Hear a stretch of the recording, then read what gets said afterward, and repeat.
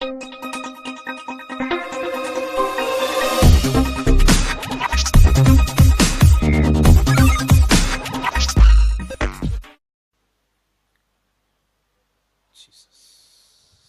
செலுத்துகிறோம். கண்களை மூடி தேவ வார்த்தை இந்த நாளிலும் நம்முடைய கண்ணீரை துடைக்க வேண்டும், நம்மை ஆசீர்வதிக்க வேண்டும், நம்முடைய ஆவிக்குரிய வாழ்க்கையை அது கட்டி அமைக்க வேண்டும். அவருடைய வார்த்தையில ஜீவன் உள்ளது. அந்த ஜீவனுள்ள வார்த்தை இந்த நாளிலும் வெளிப்பட்டு நம் ஒவ்வொருவரையும் அதை ஆசீர்வதிக்க வேண்டும்.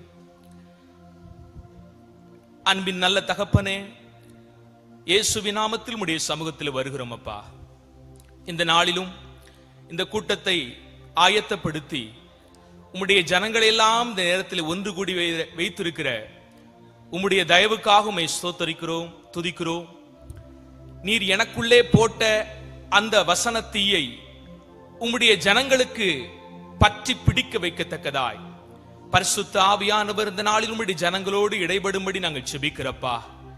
பேசுகிறது நான் அல்ல, பரிசுத்த ஆவியானவரே நீர் பொறுப்பெடுத்துக் கொண்டு என் நாவை நீர் ஆட்கொண்டு ஆளுகை செய்து நீர் உம்முடைய ஜனங்களோடு கூட இடைபடும்படி நாங்கள் செபிக்கிறோம். கர்த்தருடைய கரத்துல தாழ்த்துகிறோம். எங்கள் ஆண்டவர் இயேசுவின் நாமத்திலே ஜெபிக்கிறோம் நல்ல தகப்பனே, ஆமென்.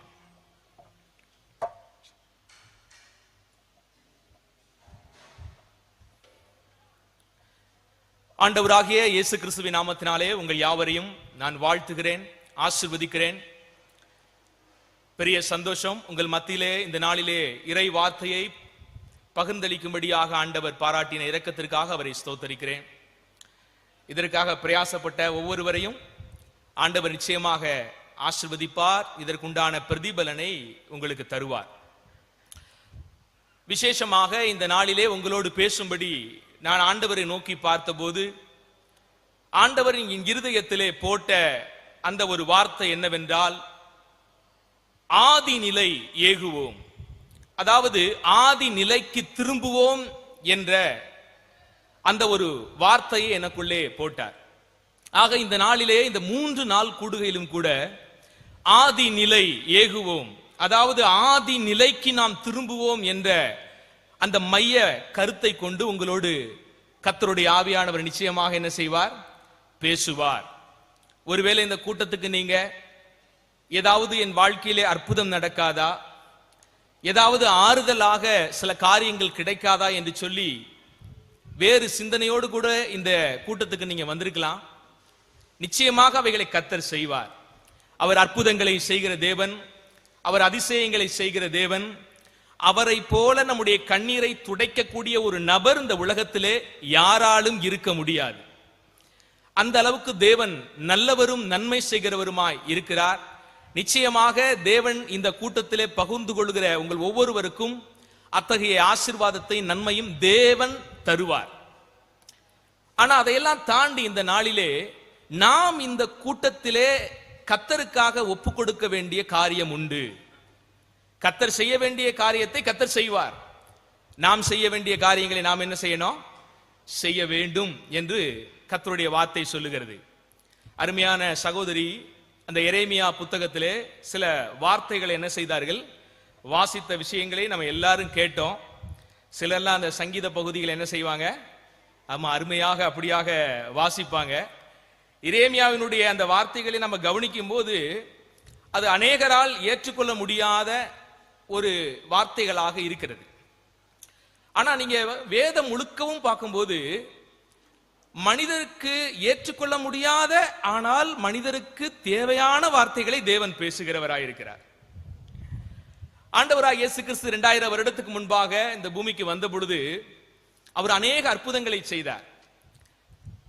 அவர் கூனரை நிமிரச் செய்தார், மரித்தவர்களை உயிரோடு எழுப்பினார், எத்தனையோ பேருடைய கண்ணீரை துடைத்தார். இந்த உலகத்திலே இப்போது வரைக்கும் எந்த டாக்டராலும் செய்ய முடியாத அற்புதங்கள் எல்லாம் அவர் என்ன செய்தாரு, மருத்துவர்கள் கூட கைவிடலாம். கர்த்தர் ஆச்சரியமாய் பெரிய காரியங்களை செய்த நிகழ்வை நம் வேதத்திலே பார்க்கிறோம். அவர் வெறும் 5 அப்பங்களை எடுத்துக்கொண்டு 2 மீன் துண்டுகளை எடுத்துக்கொண்டு 5000 பேருக்கு அவர் என்ன செய்தார், இலகுவாக அவர் போஷித்து திருப்தி அடைந்து மீதம் 12 கூட எடுக்கும் அளவுக்கு தேவன் அற்புதங்களை செய்த நிகழ்வை பார்க்கிறோம். அதே சமயத்துல ஆண்டவர் வார்த்தைகளை பேசும்போது பாத்தீங்கன்னா அது நிறைய பேர் விரும்பல. இது கடினமான உபதேசம், இதை யார் பின்பற்றுவார்கள் என்று இயேசுவை பின்தொடர்ந்து வந்த அநேகர் போய்விட்டார்கள். 12 சீசர்களை இயேசு பார்த்து பேசுகிறார், நீங்களும் போய்விட மனதாய் இருக்கிறீர்களோ என்று. ஆண்டவர் பேசுகிறார் அந்த இடத்துல.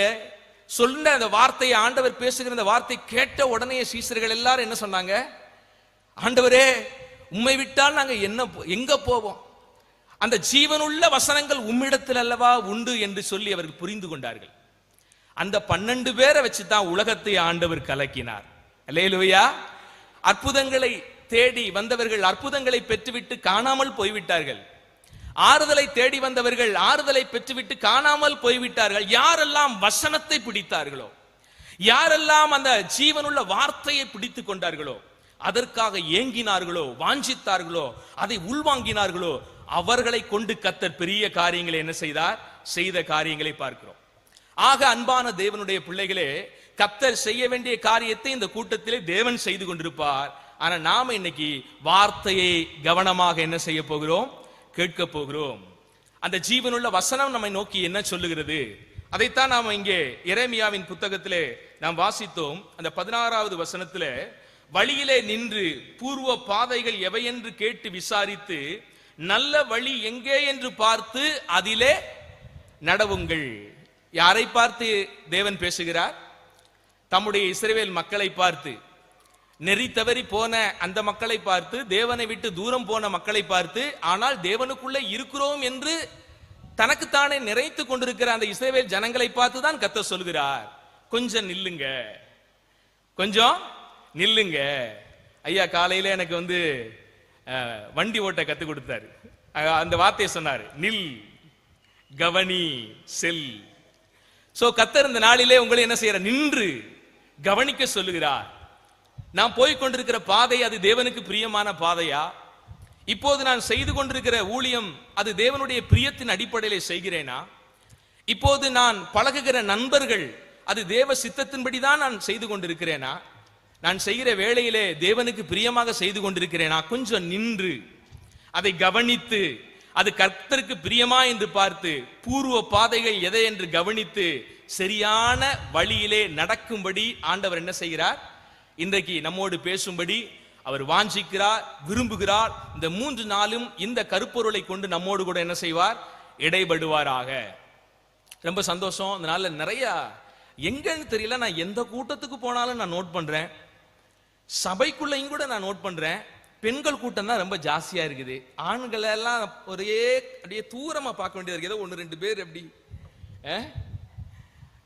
அது என்னன்னே தெரியல, ரொம்ப ஆச்சரியமா இருக்குது. எந்த கூட்டத்துக்கு போனாலும் பாத்தீங்கன்னா பெண்கள் அதிகமாக, அவங்க தான் முன்னால வந்து உட்காருவாங்க, அவங்க தான் அந்த இருக்கைகளை நிரப்புகிற விஷயத்தை பார்க்க முடியும். அதே மாதிரி இங்கேயும் பார்க்க முடியுது. நான் ஆவியில ஏவப்படுறதுனால இந்த வார்த்தையை சொல்லுகிறேன். ஒருவேளை பரலோகத்திலையும் இப்படித்தான் இருக்குமோ அப்படிங்கிற ஒரு எண்ணம் இருக்குது. உங்களுடைய ஆண்கள் எல்லாம் திருமணம் முடிக்கும் போது, ஐயா சொல்லிதானே திருமணம் முடிச்சீங்க, வாழ்விலும் சாவிலும் மரணம் பிரிக்கிற வரைக்கும் கூட்டிட்டு வரலையா துணையை? ஓகே, கூட்டிட்டு வாங்க, கர்த்தர் அவர்களை ஆசீர்வதிக்கட்டும். நான் ஒரு நாள் இப்படி ஆண்டவர்கிட்ட கேட்டேன், ஆண்டவரே, எந்த கூட்டத்துக்கு போனாலும் எந்த சபையில பார்த்தாலும் பெண்களுடைய ஆளுமையே அதிகமா இருக்குது, பெண்கள் தான் கூட்டத்துல முந்தி முந்தி முந்தி ஒடியாடுறாங்க, என்ன காரணம் இருக்கும் அப்படின்னு நான் இப்படி ஆண்டவர்கிட்ட நான் ஜெபித்தது உண்டு. அப்ப என் இருதயத்துல தோணுன ஒரு விஷயம் என்ன அப்படின்னா, அது ஏதோ ஒரு அசரீதி போல எனக்குள்ளே அந்த எண்ணம் தோன்றுனது. கர்த்தர் இப்படி சொன்னாரு, அது ஒண்ணு இல்லப்பா, மனுக்குளம் வீழ்ந்து போனது யாரால? யாரால? அம்னியால தான். ஆமா, சாப்பிடக்கூடாதுன்னு சொன்ன கனியை எப்போது அம்மா புசிச்சு, அம்மா சாப்பிட்டதும் இல்லாம ஐயாவுக்கும் அத்தான் சாப்பிடுங்க அத்தான்னு சொல்லி கொடுத்தோம். ஆண்கள் பாருங்களேன், கர்த்தருடைய சத்தத்தை காட்டிலும் யார் சத்தத்துக்கு அதிகமா செவி சாய்க்கிறாங்க? மனைவி சத்தத்துக்கு. இல்லைன்னா வீடு 2ஆயிருமே. உடனே அவரு என்ன செஞ்சாரு? வாங்கி புசிச்சோன்னா டோட்டலா அங்க ஃபேமிலி அவுட் ஆயிருச்சு, எல்லாம் முடிஞ்சு போச்சு, அப்படியே இருள் சூழ்ந்துருச்சு அந்த இடமே. கர்த்தருடைய வார்த்தைக்கு பெண்கள் சொல்லி கொடுத்து புருஷன் நடத்தினா அது ஜீவனா இருக்கும். கர்த்தரை விட்டுட்டு வேறொரு சொந்த கருத்தை பிசாசனுடைய காரியங்களை சொல்லிக் கொடுக்கும் போது இப்படிதான் இருந்து என்ன செஞ்சிடும், போயிடும். அப்ப ஆண்டவர் பெண்ணுக்கு கொடுத்த ஒரு விஷயம் என்னன்னு தெரியுமா? ஸ்திரீயின் வித்து அவன் தலையை நசுக்கும் என்று தேவன் அப்பயே ஒரு வாக்கு பண்ணினார் பெண்களுக்கு. அதுபடிதான் பாத்தீங்கன்னா இந்த உலகத்துல எல்லா மனுஷனும் ஆண்களும் சொல்லுவாங்க, உன்னாலதான் பிரச்சனை, உன்னாலதான் பிரச்சனை, ஆதியிலேயே உன்னாலதான் பிரச்சனை, நீ பண்ண சேட்டையினாலதான் ஆதியிலேயே ஆண்டவர் விட்டு பிரிஞ்சோம், இப்பயும் வாழ்க்கையில உன்னாலதான் பிரச்சனை, உன்னாலதான் பிரச்சனை. ஆனா நான் ஒண்ணு சொல்றேன், உங்களாலதான் பிரச்சனை உருவானதும் உண்மைதான், ஆனா உங்களாலதான் ஒரு விடுதலையும் கொண்டு வந்தது அப்படிங்கிறதும் ஒரு பெரிய உண்மை. ஏன்னா ஆனால் செய்ய முடியாத ஒரு காரியத்தை பெண் செய்தாள். என்னன்னு தெரியுமா? ஆண்டவராகிய தேவனை, ரட்சகரை இந்த பூமிக்கு கொண்டு வந்தது யாரு? ஒரு பெண். நோட் பண்ணிக்கங்க, ஆண் துணை இல்லாமல். அல்லேலூயா. அப்ப யாரால வீழ்ந்து போனதோ இந்த மனுக்குலம், அவர்களை கொண்டே தேவன் என்ன செய்கிறாரு? தூக்கி எடுக்கிறார். அல்லேலூயா. எல்லா பெண்களும் கர்த்தரை நோக்கி ஸ்தோத்திரம் பண்ணுங்க. இனிமே யாரும் உங்களை என்ன செய்யக்கூடாது, உன்னாலதான் பிரச்சனை, உன்னாலதான் விழுந்துச்சு சொல்லாதீங்க. நீங்க பார்த்து சொல்லணும், ஆணை பார்த்து, ஐயா உன்னால முடியாத நான் சாதிச்சேன். ஒரு ரட்சகராகிய தேவனை இந்த பூமிக்கு உங்களால கொண்டு வர முடியல. யாரு கொண்டு வந்தான்? பெண்களாகிய நாங்கள் தான் கொண்டு வந்தோம். ஒரு மரியாள் தேவனுடைய காரியத்துக்கு தன்னை அர்ப்பணித்தால், அவள் நிமித்தமாக ரட்சகர் இந்த பூமிக்கு வந்தார். இன்றைக்கு மனுக்குலமெல்லாம் மீட்படைந்து கொண்டு இருக்கிறது. அந்த தேவனால் நீங்களும் மீட்படைந்து இங்கே பிரகாசமாக்கப்பட்டு என்ன செய்றீங்க, இருக்கிறீர்கள். அல்லேலூயா. அப்ப தேவனுடைய பெரிய காரியம் என்னன்னு கேட்டீங்கன்னா, யாரெல்லாம் என்னாலதான் என்னாலதான் என்னாலதான் நினைக்கிறோமோ அவர்களை கொண்டே தேவன் பெரிய காரியங்களை செய்கிறார். ஒன்னே ஒண்ணு மட்டும்தான், கொஞ்சம் அவருக்கு கொஞ்சம் இடம் கொடுத்து, கொஞ்சம் அவருக்கு அர்ப்பணித்து, அந்த ஆண்டவருடைய வார்த்தைக்கு வசனத்துக்கு இடம் கொடுத்துட்டீங்கன்னா, உங்களை கொண்டு நிறைய சமயத்துல நம்ம என்ன நினைக்கிறோம்னா, நம்ம கண்ணீரை யாராவது துடைக்கணும், தொடப்பாரு ஆண்டவர், துடைக்கிற ஆளை வைப்பாரு. ஆனா உங்களை கொண்டு அநேகருடைய கண்ணீரை தேவன் என்ன செய்வாரு? துடைப்பார். நம்ம கண்ணீரை துடைக்கிறது பெரிய விஷயமா, அல்லது நம்மளை வச்சு அநேகருடைய கண்ணீரை துடைக்க வைக்கிறது பெரிய விஷயமா? அல்லேலூயா. இப்ப கர்த்தர் இந்த நாளிலே இந்த கூட்டத்திலே வந்திருக்கிற உங்க ஒவ்வொருவரையும் வச்சு அநேகருடைய கண்ணீரை துடைக்கும்படி, அநேகருக்கு ஜீவனை கொடுக்கும்படி கர்த்தர் என்ன செய்வாரு? செய்கிற தேவனா இருக்கிறார். ஆக அந்த ஜீவனுள்ள வார்த்தைக்கு, வசனத்துக்கு நம்முடைய வாழ்க்கை என்ன செய்யணும்? ஒப்பு கொடுக்க வேண்டும். என்னுடைய சாட்சியை கொஞ்சம் சுருக்கமாக, ரத்தின சுருக்கமாக, நான் எப்படி தேவனிடத்தில் திரும்பினேன், நான் எப்படி அங்கே நின்று பூர்வ பாதை என்று விசாரித்து திரும்பினேன் என்பதை சுருக்கமாக உங்களோடு சாட்சியை பகிர்ந்து கொண்டு, தொடர்ந்து கடவுளுடைய வார்த்தைக்குள்ளாக நம்ம என்ன செய்யறோம்? வசனம் பை வசனமாக நம்ம சில விஷயங்களை பார்க்க போகிறோம். என்னுடைய இயற்பெயர், என்னுடைய தாய் தகப்பன் வைத்த பெயர் என்னன்னு கேட்டீங்கன்னா முருகேசன் என்னுடைய பெயர். எங்க தாத்தா ஒரு பூசாரி, அவர் ஒரு பூசாரி குடும்பத்தை சார்ந்தவர். அவர் சொந்தமாக கோயில் கட்டி பயங்கரமாக வழிபாடு செய்து கொண்டிருந்த ஒரு குடும்பம் எங்களுடைய குடும்பம். நாங்கள் மிகவும் பக்தி உள்ளவர்கள். வெள்ளி செவ்வாய் என்றால் மிகுந்த பக்தியோடு கோயிலுக்கு சென்று வருவோம். பயபக்தியிலே நிரம்பின ஒரு குடும்பம். ஆனா நான் பாத்தீங்கன்னா அவ்வளோ பயபக்தியா இருந்தும் கூட என்னுடைய தாத்தாவும் சரி, எங்க அப்பாவும் சரி, விடுதலை இல்லாத ஒரு வாழ்க்கை வாழ்ந்தார்கள். என்னதான் கோயில் கோயில் அப்படின்னு அவங்க இருந்தாலும் கூட, எங்க தாத்தா ஒரு மிகப்பெரிய குடிகாரரா இருந்தார். டெய்லியும் குடிப்பாரு. குடிச்சு குடிச்சு வாழ்க்கையை அழித்து கொண்ட ஒரு மனிதன். ஆனா கடவுள் மேல பக்தி, ஒயிலெல்லாம் கட்டி வழிபட்டவர் தான். அப்படி இருந்த என்னுடைய தாத்தா அவர்கள் குடித்து விட்டு பாலத்திலே படுத்து கிடந்த போது கீழே விழுந்து அந்த ஃபைனல் கார்டு முதுகு தண்டுவடம் முறிந்து விட்டது. படுத்த படுக்கையிலே 6 வருடம், கிட்டத்தட்ட முதுகெல்லாம் அழுகின ஒரு நிலைமையிலே பரிதாபமாக அவர் உயிரிழந்தார். அது என்னமோ தெரியல, அந்த சாபம் என் தகப்பனாரையும் பிடித்தது. என் தகப்பனாரும் பெரிய குடிகாரராக அடிக்ட் ஆனார். டெய்லியும் குடிப்பாரு, வீட்டுக்கு வருவாரு, வீட்டுல ஒரே பிரச்சனையா இருக்கும், அண்டா குண்டாவெல்லாம் உடையும். எங்க அம்மா அழுவாங்க, அழுகிறது தவிர அவங்களுக்கு எதுவுமே தெரியாது. இப்படிப்பட்ட ஒரு வாழ்க்கை சூழ்நிலையிலே போய் கொண்டிருக்கும் பொழுது எங்க அம்மாவுக்கு ஒரு பிசாசு அட்டாக் மாதிரி வந்துருச்சு. பக்கத்துல ஒரு முஸ்லிம் மாமி, அவங்க ரொம்ப அன்பா இருப்பாங்க, அன்பான சகோதரர்கள். அவங்க வேறொரு மார்க்கத்தை சேர்ந்தவர்களா இருந்தாலும் எங்களுடைய குடும்பத்தை அதிகமாக நேசிக்கிறவர்கள். அவர்களுடைய குடும்பத்துல பாருங்க, பிசாசு ஒரு கிரியை செய்தான். அவருடைய கணவன் மனைவிக்குள்ள பிரச்சனை. அந்த பிரச்சனையை அவங்க தாங்க முடியாம, கணவன் சொன்ன ஒரு வார்த்தையை அவர்களால் பொறுத்து கொள்ள முடியாம தூக்கிட்டு தற்கொலை செய்து கொண்டார்கள் அந்த அம்மா. எங்க அம்மா இதை கேள்விப்பட்டு ஓடி போய் பார்க்கறாங்க. ரொம்ப வெயிட்டான பாடி, குண்டா இருப்பாங்க. அப்ப போய் பார்க்கும்போது அந்த தொங்கின அந்த இறந்த சரீரம் எங்க அம்மாவை நோக்கி திரும்புறதை போல திரும்பி இருக்குது. அந்த பாடியை பார்த்தோன்னே எங்க அம்மாவுக்கு என்னன்னு தெரியல, ஒரு மாதிரியான பிசாசனுடைய ஒரு ஆளுகைக்குள்ளாக கடந்து போயிட்டாங்க. வைத்த வலி, என்ன நடக்குதுன்னே தெரியல, துடிதுடிச்சு போயிட்டாங்க. டாக்டர்கிட்ட போய் காமிக்கும் போது அவங்க என்னன்னு தெரியலமா அப்படின்ட்டாங்க பார்த்துட்டு. சோ வரும்போது அங்க ஒரு தேவனுடைய ஊழியத்தை செய்கிற ஒருவர் வந்து ஜெபித்தார். 3 நாளாக அவர்கள் துடிதுடித்து கொண்டிருந்த அந்த வயிற்று வலியும் கொஞ்ச நேரத்துல மாறி சுகமாகி அவர்கள் அமர்ந்தார்கள். எங்க அப்பா பார்த்தாரு, இவ்வளவு நாள் எத்தனையோ தெய்வத்தை வழிபட்டோமே, எங்களுடைய ஒரு அறை முழுவதுமே பூஜை அறை, எந்த தெய்வமும் என் மனைவியை சுகமாக்கலை, இப்படி ஒரு தெய்வமா அப்படின்னு சொல்லி ஆச்சரியப்பட்டாரு. தன்னுடைய வழிபாட்டு பொருட்களை எல்லாம் தூக்கி குளத்திலே வீசிவிட்டார். அவர்கள் சபைக்கு போக ஆரம்பிச்சாங்க. ஆனா நான் ரட்சிக்கப்படலை. அந்த சமயத்துல எனக்கு படிப்பு வராத காரணத்தால திண்டுக்கல்லில் இருக்கிற மல்லிகை கடைக்கு சென்றிருந்தேன். அங்கு எனக்குள்ள இருந்த தீராத வியாதி சளி, எனக்கு ஒரு பயங்கரமான, சிறு வயதிலே பிறந்த நாள் முதற்கொண்டு எனக்குள்ள இருந்த அந்த சளி அது டிபி மாதிரி உருவெடுத்தது. 6 மாதம் கஷ்டப்படுவேன், கட்டி கட்டியா துப்புவேன், துப்பி துப்பி தொண்டையெல்லாம் வலிச்சு புண்ணாயி தலையெல்லாம் வலியாயிரும். அந்த அளவுக்கு எனக்கு முற்றி போன ஒரு சளி. எவ்வளவோ மாத்திரைகளை எங்க அப்பா சம்பாதித்த நிறைய பணங்களை மருத்துவ செலவுக்காக செலவிட்டாங்க. எதுவுமே எங்க வாழ்க்கையில கை கொடுக்கல. வாழ்க்கை முழுவதும் கண்ணீர், வாழ்க்கை முழுவதும் கண்ணீர். அப்படிப்பட்ட சூழ்நிலையில அம்பிளிகை என்கிற ஒரு கிறிஸ்தவ மிஷனரியால் இயக்கப்பட்ட ஒரு ஹாஸ்பிட்டல் அங்கே திண்டுக்கல்லிலே உண்டு. அம்பிளிகை என்கிற ஒரு ஹாஸ்பிட்டல். அந்த காலத்திலே கிறிஸ்தவ மிஷனரிகள் கட்டின ஒரு மருத்துவமனை. அங்கே இது போன்ற டிபி வியாதிக்கு நன்றாக மருந்து கொடுக்கிறாங்கன்னு கேள்விப்பட்டு நான் அங்கே கடந்து சென்றேன். அப்போது எனக்கு 17 வயது. கொஞ்சம் கொஞ்சமாக பாவம் என்னை ஆட்கொள்ளுகிற நேரம். சில நண்பர்களோடு சேர்ந்து கொஞ்சம் கொஞ்சம் அவரோடு பழகி தீய பழக்கங்கள் உள்ளே நுழைகிற அந்த ஒரு துளி, அந்த நேரம் கரெக்டா நாங்க போறேன். எல்லாரும் டாக்டர் பார்த்துட்டு மருந்து வாங்க கியூல நிக்கிறாங்க. அது ஒரு இலவச மருத்துவமனை. கியூல நின்று எல்லாம் மருந்து வாங்குறாங்க. எல்லாருக்கும் மருந்து மாத்திரை கொடுத்து எல்லாரையும் அனுப்பிட்டு இருக்கிறாங்க. ஒரு 30 பேருக்கு மேல இருக்கும். நான் போய் மருந்து வாங்கும் போது என்னை உற்று அந்த சகோதரி பார்த்தார்கள். தேவனுடைய மனுஷியாக இந்த சகோதரி என்னை உற்று பார்த்தாங்க. என்ன நினைச்சாங்களோ தெரியல. உங்களுக்கு வாசிக்க தெரியுமா என்று கேட்டார்கள். ஆம், வாசிக்க தெரியும் என்றேன். எடுத்து ஒரு பைபிளை என் கையில நீட்டினாங்க. அந்த பைபிளை வாங்கி கொண்டு வந்தேன். என்னமோ அந்த பைபிளை என் கையில வாங்கின உடனே இனம் புரியாத ஒரு காரியம் என் இருதயத்துல. மிகுந்த மூர்க்கம் உடையவனா இருப்பேன், கோபப்படுறவனா இருப்பேன், முற்கோபியா இருப்பேன். என் வாழ்க்கை முழுவதும் மற்றவர்களை ஒரு நாள் நினைச்சு பார்த்ததில்லை. முந்தின வாரம் தான் அந்த கடையில மூட்டை தூக்குற விஷயத்துல இன்னொரு பையனுக்கு எனக்கு சண்டை.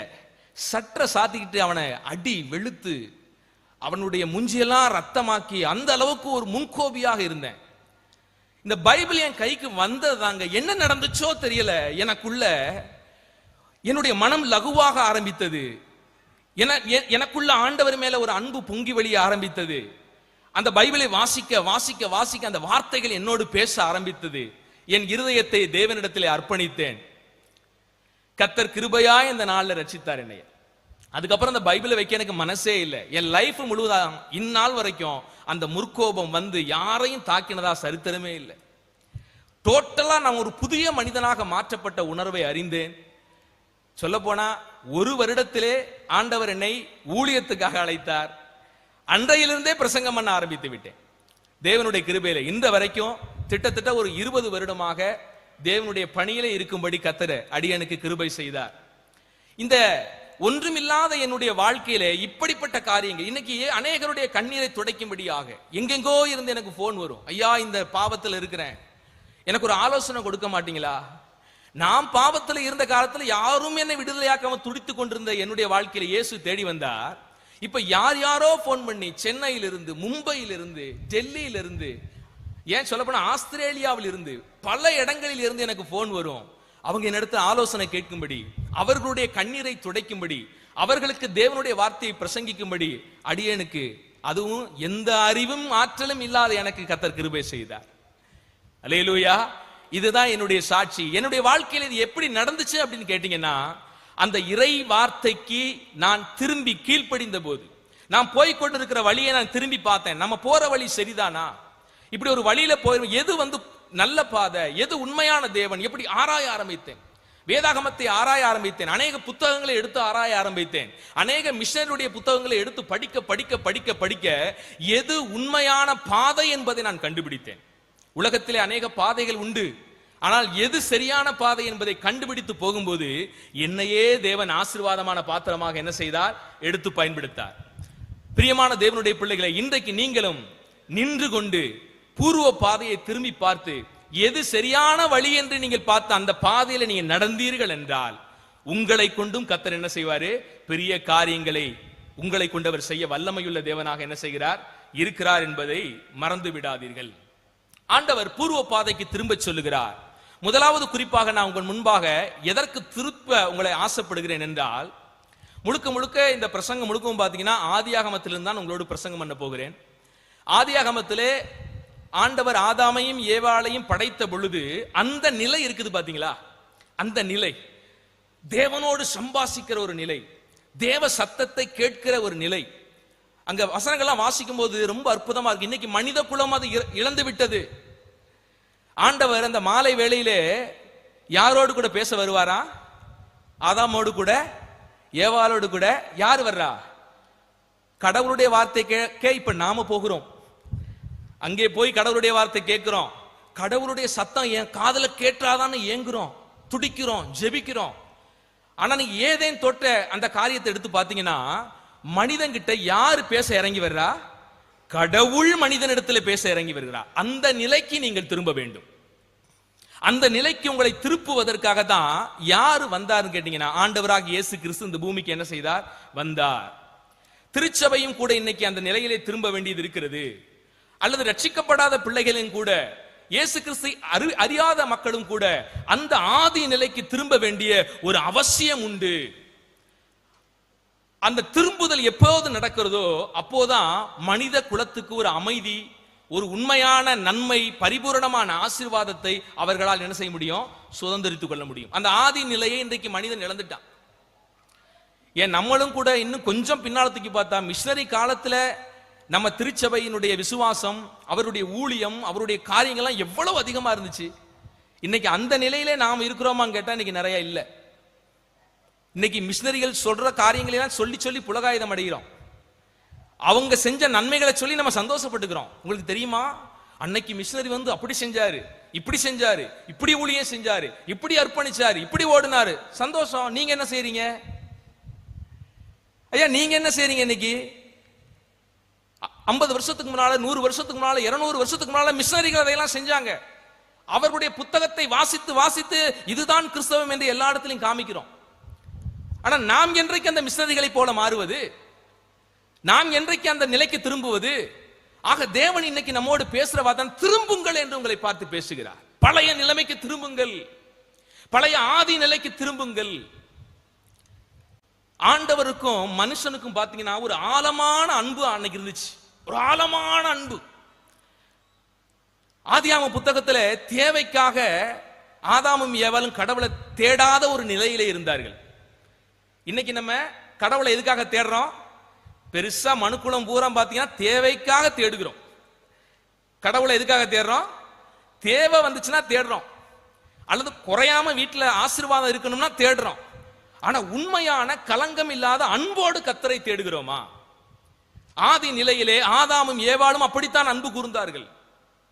அவர்களிடத்திலே எந்த தேவைக்காகவும் கடவுள்கிட்ட, ஏன்னா அந்த உலகத்திலேயே ஆதாம் ஏவாள் தான் பணக்காரனா இருந்தான். உங்களுக்கு தெரியுமா? உலகத்திலேயே ஆதாம் ஏவாள் தான் நம்பர் 1 பணக்காரர். வேற யாரும் உலகம் முழுவதையும் கர்த்தர் அவங்க கையில கொடுத்துட்டாரு. எல்லாத்தையும் படைச்சாரு. ஆண்டவரை பாருங்களேன், எல்லாத்தையும் பார்த்து பார்த்து பார்த்து பார்த்து படைச்சு எல்லாத்தையும் கொண்டு வந்து யாரு கையில கொடுத்தாரு? ஆதாமே இதை ஆண்டு கொள்வாயாக. இன்னைக்கும் பாருங்களேன், நம்ம கால் மிதிக்காத இடம் இல்லை. அங்க போய் நிலாவில இருந்து செல்ஃபி எடுக்கிறான். எந்த உயிரினமாவது நிலாவுக்கு போகுதா? அது ஆற்றல் பெற்று அது ஞானம் பெற்று போகுதான்னு கேட்டா இல்ல. நம்ம தான் எல்லா வேலையும் பண்ணிக்கிட்டு இருக்கிறோம். அனுப்புறது நம்ம தான், அனுப்புறது போறதா, எல்லாத்துலயும் ஆளுகை, அந்த அதிகாரம் இன்ன வரைக்கும் நம்ம கையில கர்த்தர் கொடுத்திருக்கிறார். ஆனா எல்லா வல்லமையும் கொடுத்த தேவன் மனுக்குலத்துல விரும்புவது என்னன்னா அந்த அன்பை விரும்பினார். நான் பைபிள படிக்கும் போது ரொம்ப ஆச்சரியப்படுவாங்க. ஒரு நியாய சாஸ்திரி வந்து கேட்கிறான், ஆண்டவரே நான் நித்திய ஜீவனை சுதந்திரிக்க நான் என்ன செய்ய வேண்டும் என்று கேட்கிறான். எங்கே வாசிக்கிறோம் அதை? லூக்கா எழுதின சுவிசேஷத்தின் புத்தகம் 10ஆம் அதிகாரத்திலே இந்த சம்பவங்களை வாசிக்கிறோம். அங்கே எவ்வளவோ விஷயங்களை ஆண்டவர் பேசியிருக்கலாம். ஆனா அவர் பேசின ஒரே ஒரு விஷயம் என்ன தெரியுமா? முதலாவதாக உன் தேவனிடத்தில் அன்பு கூறு. ஏன் முதலாவதாக தேவனிடத்தில் அன்பு கூறுங்கன்னு ஆண்டவர் பேசுறாருன்னு கேட்டீங்கன்னா, உண்மையான அன்பு இந்த மனுக்குலம் தேவனிடத்தில் வைக்கவில்லை. அதனாலதான் அந்த ஏக்கம், அது வேணுங்கிறத கர்த்தர் பேசுறாரு. நீ பரலோக ராஜ்யம் போகணும்னா என்ன செய்யணும்? உன் தேவனாகிய கர்த்தரை உன் முழு இருதயத்தோடும், உன் முழு பலத்தோடும், உன் முழு ஆத்துமாவோடும் நீ அன்பு கூறுவாயாக என்று தெய்வம் பேசுகிறார். அப்ப ஆதி நிலைக்கு திரும்புவோம் என்றால் அந்த ஆதி அன்புக்கு நாம் திரும்பணும். ஆதியில ஆண்டவரோடு கூட இருந்த அன்பு இருக்கு பாத்தீங்களா? ஏன் சொல்ல போனா நீங்களும் நானும் முதல்ல ரட்சிக்கப்பட்ட போது நமக்குள்ள இருந்த ஆண்டவர் கூட இருந்த உறவு எவ்வளவு ஆழமா இருக்கும், எவ்வளவு அன்பு, எவ்வளவு கண்ணீர். ஐயோ நீங்க இல்லாம வாழ்க்கையே இல்ல ஆண்டவரேன்னு சொல்ற அளவுக்கு அப்படி ஒரு அன்பு. ஆனா ஒரு 10 வருஷம் போனதுக்கு அப்புறம் அதே விசுவாசியை போய் பார்க்கும்போது அவங்க கிட்ட அதே அன்பு இருக்குதா அப்படின்னு கேட்டா அநேகர் இடத்துல இல்ல. ஆண்டவர் ஒரு திருச்சபையை பார்த்து ஒரு பயங்கரமான வார்த்தையை பேசுறாரு. என்ன திருச்சபை அது? ஆதியிலே கொண்ட அன்பை விட்டாய். அந்த வசனத்தை வாசிக்கலாம். வெளிப்படுத்தின விசேஷத்திலே 2ஆம் அதிகாரத்திலே 4வது வசனத்தையும் 5வது வசனத்தையும் வாசிக்கலாம். கர்த்தர் பேசுகிற வார்த்தை கவனிங்க. ஆனாலும் ஆதியில் கொண்டிருந்த அன்பை விட்டாய் என்று உன் பேரில் எனக்கு குறை உண்டு. போதும். ஆனாலும் அப்படின்னா மேல உள்ள சில விஷயங்களை பேசுறாரு. திருச்சபையை பார்த்து தான் பேசுறாரு. ரட்சிக்கப்பட்ட தேவனுடைய பிள்ளையை பார்த்து தான் பேசுறாரு. இந்த இடத்துல தேவனை அறியாதவர்களை பார்த்து இந்த இடத்துல ஆண்டவர் பேசல, அறிந்த பிள்ளைகளை பார்த்து தான் பேசுறாரு. ஆனாலும் நீ ஆதியிலே கொண்டிருந்த அன்பை விட்டாய். இந்த சபையை பாருங்க, எவ்வளவு பெரிய ஒரு அற்புதமான சபையை பாருங்க. எபேசு சபை, அந்த திருச்சபையை பார்த்து ஆண்டவர் பேசுறாரு. உன் கிரியைகளையும் உன் பிரயாசத்தையும் உன் பொறுமையையும் நீ பொல்லாதவர்களை சகிக்க கூடாமல் இருக்கிறதையும் அப்போஸ்தலர் அல்லாதவர்கள் தங்களை அப்போஸ்தலர் என்று சொல்லுகிறதை நீ சோதித்து அவர்களை பொய்யர் என்று கண்டு அறிந்ததையும் நீ சகித்துக் கொண்டிருக்கிறதையும் நீ பொறுமையாயிருக்கிறதையும் என் நாமத்தின் மித்தம் இளைப்படையாமல் பிரயாசப்பட்டது. ஐயா, இந்த சபையினுடைய குவாலிட்டியை பாருங்க. இளைப்படையாமல் தேவனுக்காக பிரயாசப்பட்ட ஒரு சபை, ஆண்டவருக்காக சகித்து கொண்டது, துன்பங்களை சகித்து கொண்ட சபை, ஆண்டவருக்காக பொறுமையாயிருந்த சபை.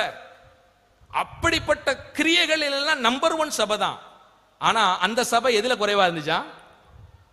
ஹலோ, புரியுதுங்களா? நீங்க ஒருவேளை டெய்லியும் ஜெபிக்கிறவங்களா இருக்கலாம், வேதத்தை வாசிக்கிறவங்களா இருக்கலாம், ஆலயத்துக்கு வருகிறவர்களா இருக்கலாம். ஆனா எல்லா காரியமும் நம்ம வாழ்க்கையில இருந்தாலும் கூட ஆதி அன்பு நம்மிடத்துல இல்லாமல் இருப்பதற்கு என்ன இருக்குது? வாய்ப்பு இருக்குதுன்னு கர்த்தர் சொல்றாரு. இன்னைக்கு கர்த்தர் இந்த கூட்டத்தை உங்களிடத்துல விரும்புவது என்னன்னா, நீங்க ஆதி நிலைக்கு திரும்ப வேண்டும், உங்களோடு தேவன் உறவாட வேண்டும். ஆதாம் ஏவாள் இடத்திலே அந்த குளிர்ச்சியான வேளையிலே கர்த்தர் அன்போடு கூட சம்பாஷித்து பேசினார் அல்லவா? அந்த சம்பாஷணை உங்களிடத்துல வரணும். கர்த்தரோடு கூட உறவாடணும். அவர் உங்ககிட்ட பேசணும், நீங்க அவர்கிட்ட பேசணும். அந்த ஆதிக்கு தேவன் உங்களை திருப்பும்படி இப்போது இந்த வார்த்தையை கொண்டு தேவன் பேசிக் கொண்டிருக்கிறார். தேவன் உங்களை அவ்வளவாய் நேசிக்கிறார். அவர் உங்களை இழக்க விரும்பவில்லை. அவர் உங்களை இழக்கவே விரும்பவில்லை. நீங்கள் அவரை விட்டு தூரம் போனாலும் உங்களை தேடி வருகிறார். உங்களுக்காக பூமிக்கு வந்து ரத்தம் சிந்தி இருக்கிறார் அந்த அன்புள்ள தேவன். அல்லேலூயா. அப்ப எல்லா கிரியையும் இருக்குது, எல்லாமே இருக்குது, அவ்வளோ குவாலிட்டி மேல சொல்றாரு. ஆனாலும் அவங்க கிட்ட என்ன இல்லையா? சரி, நான் இப்போ ஒண்ணு கேட்கிறேன். எல்லாருமே இன்னைக்கு கர்த்தருக்குள்ள இருக்கிறோம். நீங்க எல்லாருமே ரைட், ரொம்ப சந்தோஷம். கர்த்தருக்காக நிறைய செய்றீங்க, பிரயாசப்படுறீங்க, எவ்வளவோ காரியங்களை செய்றீங்க, ஜெபிக்கிறீங்க, சந்தோஷம். ஆனா என் வாழ்க்கையில ஆதி அன்போடு இருக்கிறனா இல்லையாங்கிறத எப்படியெல்லாம் கண்டுபிடிக்கலாம்? அந்த காரியத்தை உங்கள்கிட்ட நான் சொல்லித்தர்றேன். எப்படி என் லைஃப்ல நான் ஆதி அன்பை விட்டுட்டேனா அப்படிங்கிறத நீங்க கொஞ்சம் அந்த ஆதி நிலைக்கு திரும்பி கொஞ்சம் யோசிச்சு பார்த்தீங்கன்னா உங்களுக்கு இப்ப இருக்கிற நிலைமை உங்களுக்கு என்ன செய்யும்? புரியும். உண்மையிலேயே நான் ஆதி நிலையில இருக்கிறேனா இல்லையா, ஆதி அன்பு என்னிடத்துல இருக்கிறதா இல்லையா. முதலாவதாக நம்ம சோதிக்கக்கூடிய ஒரு வார்த்தை, நான் இயேசுவை தேடுகிறேனா அல்லது அவரின் அற்புதங்களையும் ஆசீர்வாதங்களையும் தேடுகிறேனா? ஃபர்ஸ்ட் உங்க ஆத்மாவை பார்த்து, கண்ணாடி முன்னால நின்று உங்களையே பார்த்து பேசிக்கிறீங்கல்ல, சிலர்லாம் கண்ணாடி முன்னால இருந்து அந்த மாதிரி நீங்க உங்களை பார்த்து பேசுறீங்க. நான் இயேசுவை தேடுகிறேனா அல்லது இயேசுவின் அற்புதங்களையும் ஆசீர்வாதங்களையும் தேடுகிறேனா? இயேசுவை நீங்க தேடுறீங்கன்னா அதுதான் என்ன அன்பு? அந்த ஆதி அன்பு. இயேசுவை மட்டும் தேடணும், வேற எதையுமே தேடாது. ஆனா போக போக போக நம்ம வாழ்க்கை எதை தேட ஆரம்பிச்சிருச்சு? அற்புதங்களையும் ஆசீர்வாதங்களையும் மட்டுமே இயேசுவை தேடி வர்றது. நான் ஒன்று சொல்றேன், நிறைய பிள்ளைங்களுடைய லைஃப்ல இது நடக்குது. என்னன்னு தெரியுமா? எங்க லைஃப்லயும் நடக்குது, எங்க லைஃப்லயும் நடக்குது. நான் ஒருவேளை வெளியே ஊழியத்தை முடிச்சிட்டோ அல்லது வேலையை முடிச்சிட்டோ நான் வீட்டுக்கு வருவேன். வீட்டுக்கு வரும்போது பார்த்தீங்கன்னா என் மகா, அவளுக்கு வந்து இப்போ வந்து 8 வயசு, அவளா வருவா, டேடி அப்பா அப்படின்னு பாசத்தோட கட்டிப்பிடிப்பா. நானும் ரொம்ப சந்தோஷம், பிள்ளை இவ்வளவு பாசமா இருக்குது அப்படின்ட்டு அப்படியே ஒரு கொஞ்சுவேன். நைஸா கையை விட்டு சைட்ல பாத்தீங்கன்னா என் பாக்கெட்ல இருந்து செல்போன் எடுத்து அந்த ஒய்ஃபை கனெக்ஷன் போடுவா. என்ன கனெக்ஷனு? வீட்டுல இருக்கிற என் ஒய்ஃப் செல்லுக்கு நெட் இல்ல, நான் வீட்டுக்கு வந்தா அவளுக்கு என்ன கிடைக்குது? நெட் கனெக்ஷன் போட்டு அவ என்ன பாக்குறா? ஏதாவது பொம்மை படம் பாக்குறது, அது இது ஷார்ட் எல்லாம் பாக்குறது. இப்ப அப்பா வந்தார்னா எதுக்காக அவர் எதிர்பார்க்கிறார்னா எனக்கு என்ன கனெக்ஷன் கிடைக்கும்? ஒய்ஃபை கனெக்ஷன் கிடைக்கும். இதுக்காண்டி என் மேல அவ்வளவு பொங்கி வலிக்குது அவளுக்கு.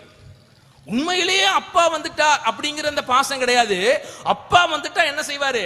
ஒய்ஃபை கனெக்ஷன் போட்டு தருவாரு. அதுக்காக அப்பா அப்பா அப்பா. ஹலோ, புருஷங்காரன் உழைச்சி வீட்டுக்கு வரும்போது எம்பிட்டு உழைச்ச, இன்னைக்கு தேர்ந்துச்சா நல்லா வருமானம், அது இல்லையா அன்பு? ஆதி அன்பு, இயேசுவை மட்டும் நோக்கி பார்க்கிற அன்பு. எதையுமே இந்த உலகத்தில் எனக்கு அவசியம் இல்லை, எனக்கு ஆண்டவர் மட்டும்தான் அப்படின்னு நோக்கி பார்த்த அன்பு. ஆனா போக போக போக நம்ம வாழ்க்கையில என்ன ஆயிப்போச்சுன்னா, இயேசுநாதரை அவர் உண்மையான அன்போடு தேர்றதில்ல, அற்புதத்துக்காகவும் ஆசீர்வாதங்களுக்காக மட்டும் இயேசுவை என்ன செய்யறது? உங்களுக்கு ஒண்ணு தெரியுமா? மனுஷன் முன்னால நீங்க அது தெரியாம நடிக்கலாம், ஆனா கர்த்தர் எதை பார்க்கிறாரு? மனுஷன் முகத்தை பார்க்கிறான், கர்த்தரோ இருதயத்துக்குள்ள. உண்மையா நீங்க ஆண்டவரை நேசிக்கிறீங்களா, இல்லாட்டி ஆண்டவர்கிட்ட அற்புதத்துக்காகவும் அடையாளத்துக்காகவும் மட்டும்தான் நேசிக்கிறீங்களா அப்படிங்கறத யாரு பார்க்கிறா? இயேசுநாதர் 2000 வருஷத்துக்கு முன்னால் இந்த பூமியில இருந்தப்ப அவரை பின்பற்றி ஏராளமான ஜனங்கள் வந்தார்கள். பெரும்பான்மையான ஜனங்கள் எதுக்கு வந்தாங்களா? அது இயேசுவே சொல்லுவாரு. இயேசுவே சொல்லுவாரு, நீங்க எதுக்காக வந்தீங்க? நிறைய 3 கூட்டம் இயேசுவை பின்பற்றினுச்சு, பெரிய கூட்டம். அந்த கூட்டத்துல 3 கூட்டம் இருந்துச்சு. இப்ப இருக்கிற இந்த கூட்டத்திலையும் 3 கூட்டம் இருக்கலாம், இந்த கூட்டத்துக்குள்ளேயும் 3 கூட்டம் இருக்கலாம். ஒரு கூட்டம் எதுக்குமா வந்துச்சு? இயேசுநாதர் கூட்டத்துக்கு போனா அடே அப்பா அப்பா அப்பா அப்பா, அவர் பாருங்க அப்படி தூக்கி அப்படி 5 அப்பத்தை எடுத்து ஆசீர்வாதம் பண்ணுனா வயிறு முட்டை சாப்பாடு போடுவாருப்பா. சாப்பாட்டுக்கு குறையே இல்லை. இப்பயே நல்லா மூக்க தூக்குது நமக்கு சாப்பாடு வேற எங்க பக்கத்துல. ஆமா, ஆண்டவர் பாருங்க 3 நாள் பிரசங்கம் பண்ணிட்டு 4வது நாள் தான் சோறு கொடுத்தாரு. உங்களுக்கு முத நாளே சாப்பாடுங்க ரெடியா வேற இருக்குது. 3 நாள் பிரசங்கம் வனாந்தரத்துல வச்சு ஆண்டவர் பிரசங்கம் பண்ணி 4வது நாள் சாப்பாடு ஆண்டவர் அற்புதம் பண்ணி சாப்பாடு கொடுக்கிறாரு. அப்ப பாருங்க, அந்த கூட்டத்துல ஒரு பெரிய கூட்டம் இயேசுநாதர்கிட்ட போனா வயிறார சோறு கிடைக்கும்பா அப்படின்னு என்ன செஞ்சு இயேசுவை பின்பற்றிட்டு வந்துச்சு. இயேசு இயேசு இயேசு அல்லேலூயா ஆமென் ஆமென். எதுக்கு? குறவு இல்லாம சாப்பாடு கிடைக்கும்பா, ஏதாவது ஒரு அற்புதம் செஞ்சு என்னமோ செஞ்சு சோறு போட்டுருவாருன்னு ஒரு கூட்டம். இன்னொரு கூட்டம் பாத்தீங்கன்னா அற்புதங்களை பார்க்கறதுல அதுக்கு ஒரு ரொம்ப களிப்பு சந்தோஷம். அப்படி ஆண்டவர் அப்படியே நிறைய மேஜிக் மாதிரி அற்புதங்களை செய்யறாரு பாத்தீங்களா, அதை பார்க்கறதுல அவங்களுக்கு ஒரு பெரிய சந்தோஷம். இதை பார்க்கறக்கே ஒரு கூட்டம் வந்துச்சு இயேசுநாதரை பின்பற்றிட்டு. அற்புதங்களை பார்க்கறது, அதை ஜட்ஜ்மெண்ட் பண்றது, என்ன செய்யறாரு எப்படி செய்யறாரு, உண்மையா பொய்யா அப்படி அதை பார்த்துக்கிட்டு இருக்கிற ஒரு கூட்டம். ஒரு சொற்பமான ஒரு கூட்டம் தான் பாத்தீங்கன்னா இயேசுவை உண்மையா நேசித்து இயேசுவை பார்க்க என்ன செஞ்சு வந்துச்சு. நான் ஏற்கனவே சொன்னபடி இந்த 2 கூட்டம் பாத்தீங்கன்னா ஒரு குறிப்பிட்ட இடத்துல ஆண்டவர் ஓடி போயிருச்சு. உண்மையா ஆண்டவர் நேசித்த கூட்டம் மட்டும்தான் எங்க இருந்துச்சு? கடைசி வரைக்கும் இருந்துச்சு. இந்த திருச்சபையும் இந்த திருச்சபையை நேசிக்கிறவங்க மட்டும்தான் கடைசி வரைக்கும் இருப்பீங்க. தேவைக்காக வர்றவங்க எல்லாம் நிலைச்சு என்ன செய்ய முடியாது, இருக்கவே முடியாது. கவனிச்சுக்கங்க. ஆக நீங்கள் இயேசுவை ஆசீர்வாதத்துக்காக தேடுறீங்களா, அற்புதங்களுக்காக தேடுறீங்களா, அல்லது உண்மையான அன்போடு இயேசுவை தேடுறீங்களா? ஒரு சின்ன கதை உங்களுக்கு சொல்றேன். ஒரு மன்னன், வயசான ஒரு மன்னன், அரசன். அவன் ஜனங்களை எல்லாம் அவர்களும் நல்ல ஆசீர்வாதமா இருக்கணும், நல்லா இருக்கணும் அப்படின்னு ஆசைப்பட்டு எல்லா ஜனங்களுக்கும் ஒரு அறிவிப்பை கொடுத்தார்.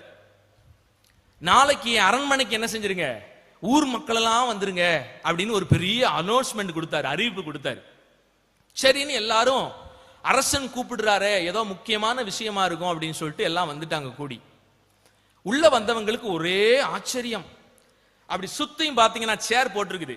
இன்னைக்கு சேர்ல நீங்க உட்கார்ந்து இருக்கிறீங்க, ஆனா அரசன் போட்ட சேர்ல எல்லாம் பாத்தீங்கன்னா ஒரு சேர்ல வைரம், ஒரு சேர்ல வைடூரியம், ஒரு சேர்ல தங்கம், ஒரு சேர்ல விலையுயர்ந்த பொருட்கள் எல்லாம் அப்படியே வரிசையா சுத்தியும் அந்த பெரிய மண்டபம் முழுக்க நிறைஞ்சு இருக்குது. எல்லா நன்மைகள். என்ன நடக்க போகுது அப்படின்னு மக்களுக்கு இந்த எல்லாம் ஆச்சரியமா பாக்குறாங்க, எல்லாம் வந்து பாக்குறாங்க. அப்ப அரசன் சொல்றாரு, நான் ரொம்ப நாளா இந்த சாம்ராஜ்யத்தை அரசாட்சி பண்ணிட்டு வர்றேன், நம்ம ஜனங்கள் எல்லாம் ரொம்ப குறைவுபட்டு இருக்கிறீங்க, நன்மையால் நீங்க நிரப்பப்படணும்னு எனக்கு ஒரு பெரிய ஆசை. அதனால உங்க எல்லாருக்கும் இங்க சேர்ல நிறைய வச்சிருக்கிறேன், நீங்க எல்லாரும் எதெல்லாம் ஆசைப்படுறீங்களோ அதெல்லாம் ஒவ்வொருவரா வந்து என்ன செஞ்சுக்கலாம், எடுத்துட்டு போயிடலாம் அப்படின்னு அவர் ஒரு அறிவிப்பு கொடுக்கிறாரு. இப்ப நான் ஒரு கேள்வி கேட்கிறேன், நீங்க அந்த மாதிரி ஒரு அரசன் அழைப்புக்கு பங்கேற்று போனீங்கன்னா எதை எடுப்பீங்க? வைரம் இருக்கு, வைரம் இருக்குது, 15 பவுன்ல சிலுவை போட்ட செயின் இருக்குது, அது நிறைய இருக்குது. அப்புறம் என்னெல்லாம் ஆசைப்படுவீங்க? எதெல்லாம் ஆசைப்படுவீங்க? நீங்க என்னென்னமோ ஆசைகளுக்கு நமக்கு என்ன பஞ்சமா இருக்குது? நம்ம ஆசையை சொல்லணும் அப்படின்னா பெரிய லிஸ்டே போட வேண்டியிருக்கும். லாரி லாரியா அல்ற அளவுக்கு நம்ம என்ன பண்ணிருப்போம், ஆமா லிஸ்ட் வச்சிருப்போம். அப்படி வந்து நீங்க எல்லாம் போனீங்கன்னா என்னென்னலாம் எடுப்பீங்க நீங்களே பாக்குறீங்க. இப்ப நம்ம இதை எடுத்துடலாம், நம்ம அதை எடுத்துடலாம். அறிவிப்பு கொடுத்தோன்னா எல்லாம் அல்றான் ஓடி. அந்த அக்கா எடுக்கிறக்குள்ள நம்ம என்ன செஞ்சிடணும், போட்டி போட்டு எடுக்கணும். அவன் ஒருத்தன் வைரத்தை எடுக்கிறான், ஒருத்தன் தங்கத்தை எடுக்கிறான், ஒருத்தன் அது எதுன்னு எல்லாம் ஓடி போய் எடுக்கிறான். ஒருத்தன் பெரிய மரக்கட்டுல நல்ல தேக்கில செஞ்ச கட்டு தூக்கிட்டு வர்றான், பெருசா இருக்குது தூக்கிட்டு போகும் அப்படின்னு எல்லாம் எடுத்துட்டு ஓடிட்டான். எல்லாம் ஓடின பிறகு ஒரே ஒரு அம்மா அங்க நின்னுச்சு. சுத்தி முத்தியும் பார்த்துச்சு, எல்லாத்தையும் தூக்கிட்டு போயிட்டான். வெறும் பிளாஸ்டிக் சேர் தான் கிடக்குது. என்ன பண்ணுன்னு தெரியல. நேரா அந்த அம்மா வந்துச்சு. அந்த அம்மா தான் சின்ன ஒரு பொண்ணு, ஒரு 15-16 வயசு இருக்கிற ஒரு பொண்ணு நேரா வந்துச்சு. ஐயா, இந்த அரசாங்கத்துல நீங்க வச்சதெல்லாம் எனக்கு ஒரு பெரிய பொக்கிஷமா தெரியல, எனக்குன்னு என் மனசுல பட்ட ஒரே ஒரு பொக்கிஷம் நீங்க தாயா அப்படின்னு அரசனையா தூக்கிடுச்சு. அது அவர் உட்கார்ந்துட்டு முடிச்சுட்டாரு, அவரையா தூக்கிடுச்சு. என்ன நடந்துச்சுன்னு தெரியுமா? அவர் பயங்கரமா எமோஷன் ஆயிட்டாரு, அன்பு பெருகிருச்சு. அடேங்கப்பா, இந்த அரசாட்சியில என்ன நேசிக்கிறவே இந்த ஒரு பொண்ணு தான் என்ன செஞ்சிருக்கு. இவ்வளவு ஜனங்களும் பாருங்க திரும்பி கூட பார்க்கல, அவன் எல்லாத்தையும் எடுத்துட்டு ஓடுறதுலயே குடியா இருக்கான். அது அந்த அக்கா விட முந்தி எடுத்துடணும் நம்ம ஓடி போய், எல்லாம் ஓடிட்டான் எடுத்துட்டு. இந்த ஒரே ஒரு பொண்ணு மட்டும் அரசன் வேணுச்சு. என்ன நடந்துச்சு தெரியுமா? அரசர் அந்த பிள்ளைய தனக்கே தத்தெடுத்து அவருடைய சொத்துக்கெல்லாம் அதிபதியா அந்த பிள்ளைய மாத்தி விட்டுட்டாரு. அல்லேலூயா. ஐயா, எதை தூக்குறீங்க? ஆண்டவர்கிட்ட வரும்போது எதை தூக்கிட்டு போலான்னு வர்றீங்க? எதை நீங்க தூக்கணும் தெரியுமா? ஆண்டவரை தூக்கணும். அல்லேலூயா. ஆண்டவரை உயர்த்தணும், ஆண்டவரை பிரிச்சுக்கணும். ஆண்டவரை நீங்க ஸ்ட்ராங்கா பிடிச்சிட்டீங்கன்னா எல்லாமே உங்களுடையதான் என்ன செஞ்சிடும், மாறிவிடும். கர்த்தரை உங்கள் சொந்த ரட்சகராக மாற்றிக்கொள்ளுங்கள் பிரியமானவர்களே. நீங்க பிடிக்க வேண்டியது அவரை. அப்படி பிடிச்சிட்டீங்கன்னா எல்லாமே உங்களுக்கு தான். அப்பா சொத்து யாருக்கு தான் வரப்போகுது? அவரை தகப்பனேன்னு கூப்பிட்டு அவரை அள்ளி அணைச்சிக்கங்க. மனுக்குலத்துக்கு தெய்வம் கொடுத்த மிகப்பெரிய ஆசீர்வாதம் என்ன தெரியுமா? ஒண்ணுமே இல்லாத அழிஞ்சு போகிற நம்மளை அவரை பார்த்து அப்பா பிதாவே என்று கூப்பிட பண்ணுகிற புத்திர சுவிகாரத்தின் ஆவியை உங்களுக்கு எனக்கு ஆண்டவர் தந்திருக்கிறாராம். அல்லேலூயா. வானத்தையும் பூமியையும் உண்டாக்கின தேவனை நாம் எப்படி கூப்பிடுறோம்? அப்பா தகப்பனேன்னு கூப்பிடுறோம். ஒருவேளை இயேசுவை அறியாத பிள்ளைகள் இந்த கூட்டத்தில் வந்திருக்கலாம். நான் ஒண்ணு சொல்றேன், அந்த அன்புள்ள தெய்வத்தை, உலகத்தை படைத்த அந்த தெய்வத்தை நீங்க அப்பான்னு கூப்பிட்டு அவருக்கு நீங்க சொந்தமாய், அவருக்கு உரியவர்களாய் நீங்க மாற முடியும். அந்த நிலைக்கு உங்களை திரும்பும்படி கர்த்தர் அந்த நாளில் என்ன செய்கிறாரு? அழைக்கிறார். ஆக நீங்க இந்த நாள்ல எங்க திரும்பணும்? ஆதி அன்புக்கு திரும்பிடணும். அந்த உண்மையான அன்பு, அந்த மாசற்ற அன்புக்கு திரும்ப தெய்வம் என்ன செய்கிறாரு? அழைக்கிறார். இன்னைக்கு சபைகளில் அது குறைஞ்சு போச்சு. இன்னைக்கு சபைகள்ல தேவையில்லாத சண்டைகள், சச்சரவுகள், பிரச்சனைகள், போராட்டங்கள் எல்லாம் இங்கேயே இருக்குது. நிம்மதி தேடி மக்கள்லாம் எங்க போவாங்க? கோயிலுக்கு வருவாங்க. கோயில்லையே இன்னைக்கு ஏகப்பட்ட பிரச்சனை வந்துருச்சு. அல்லேலூயா. கண்ணீரை துடைக்க வேண்டிய ஸ்தலமே என்ன ஆகி போச்சு இன்னைக்கு? புரியுதா? நம்ம நிலைமை எப்படி இருக்குன்னு கொஞ்சம் யோசிச்சு பாத்தீங்களா? சீர்படுவோம். கர்த்தர் இந்த நாளில உங்களோடு பேசி இருக்கிறார். ஆதி நிலைமைக்கு திரும்பும்படி உங்களை கூவி அழைக்கிறார். அந்த ஆதி அன்புக்கு நீங்கள் திரும்பி வரும்படி உங்களை இன்னைக்கு கூவி அழைக்கிறார். ஆக என்னுடைய வாழ்க்கையில ஆதி அன்பு இருக்கிறேனா, ஆதி அன்பில தான் இருக்கிறான் நான் தற்பரிசோதனை பண்ணி பார்க்க. முதல் பாயிண்ட் என்ன? ஆண்டவரை தேடுறனா அல்லது ஆண்டவருடைய அற்புதங்களையும் ஆசீர்வாதங்களையும் தேடுறனா அப்படிங்கறத கொஞ்சம் யோசிச்சு பாருங்க. நான் என்ன நிலையில இருக்கிறேன் அப்படிங்கறத நீங்க என்ன செஞ்சுக்கிறீங்க? கண்டுபிடிச்சிடலாம். நீங்க திரும்புவதற்கு எதுவா இருக்கும். ரெண்டாவது பாயிண்ட், எனக்கு பிடிச்ச வார்த்தைகளை மட்டும் பைபிள் இருந்து எடுத்து படிச்சு அதுக்கு கீழ்ப்படுகிறேனா அல்லது எல்லா வசனங்களையும் கீழ்ப்படிய வேண்டும் என்ற எண்ணம் எனக்கு இருக்குதா? ஹலோ, இந்த பெத்தேல் திருச்சபையை பார்த்து இன்னைக்கு ஆவியானவர் கேட்கிற இன்னொரு வார்த்தை, பைபிளை நீங்க படிக்கிறீங்க மகிழ்ச்சி, பைபிளுடைய வார்த்தைக்கு கீழ்ப்படுறீங்க மகிழ்ச்சி, ஆனா உங்களுக்கு பிடிச்ச வசனத்துக்கு மட்டும் கீழ்ப்படுறீங்களா எல்லா வசனத்துக்கு கீழ்ப்படுறீங்களா? உங்களை நீங்களே தற்பரிசோதனை பண்ணி பாருங்க. பைபிள்ல உங்களுக்கு என்ன வந்து நிறைய பேருக்கு பிடிக்காதுங்க. ஐயா சொன்னாரு, என்னை பத்தி ரிசர்ச் பண்ணாரு யூடியூப்ல, எப்படி நம்ம சபைக்கு ஏதுவான நபராக நான் இருப்பேனா அப்படின்னு சர்ச் பண்ணாராம். பரவாயில்ல, நான் ஜெயிச்சிட்டேன். அவர் மனசுல இடம் வந்துருச்சு எனக்காக. கர்த்தருக்கு ஸ்தோத்திரம். ஒருவேளை அவருக்கு பார்த்திருக்கலாம், ஏன்னா நான் வசனத்துக்கு மட்டும்தான் முக்கியத்துவம் கொடுப்பேன், மற்ற எதுக்கும் முக்கியத்துவம் கொடுக்க மாட்டேன். உண்மையை சொல்லுவேன், இது தப்பு, இது பைபிள்ல இருக்கிற காரியங்கள் கிடையாது. நீங்க சொந்தமா இதெல்லாம் எடுத்து பேசிக்கிட்டு இருக்கிறீங்க. இதை நான் தைரியமா சொல்லும் போது நிறைய பேருக்கு என்ன பிடிக்காது.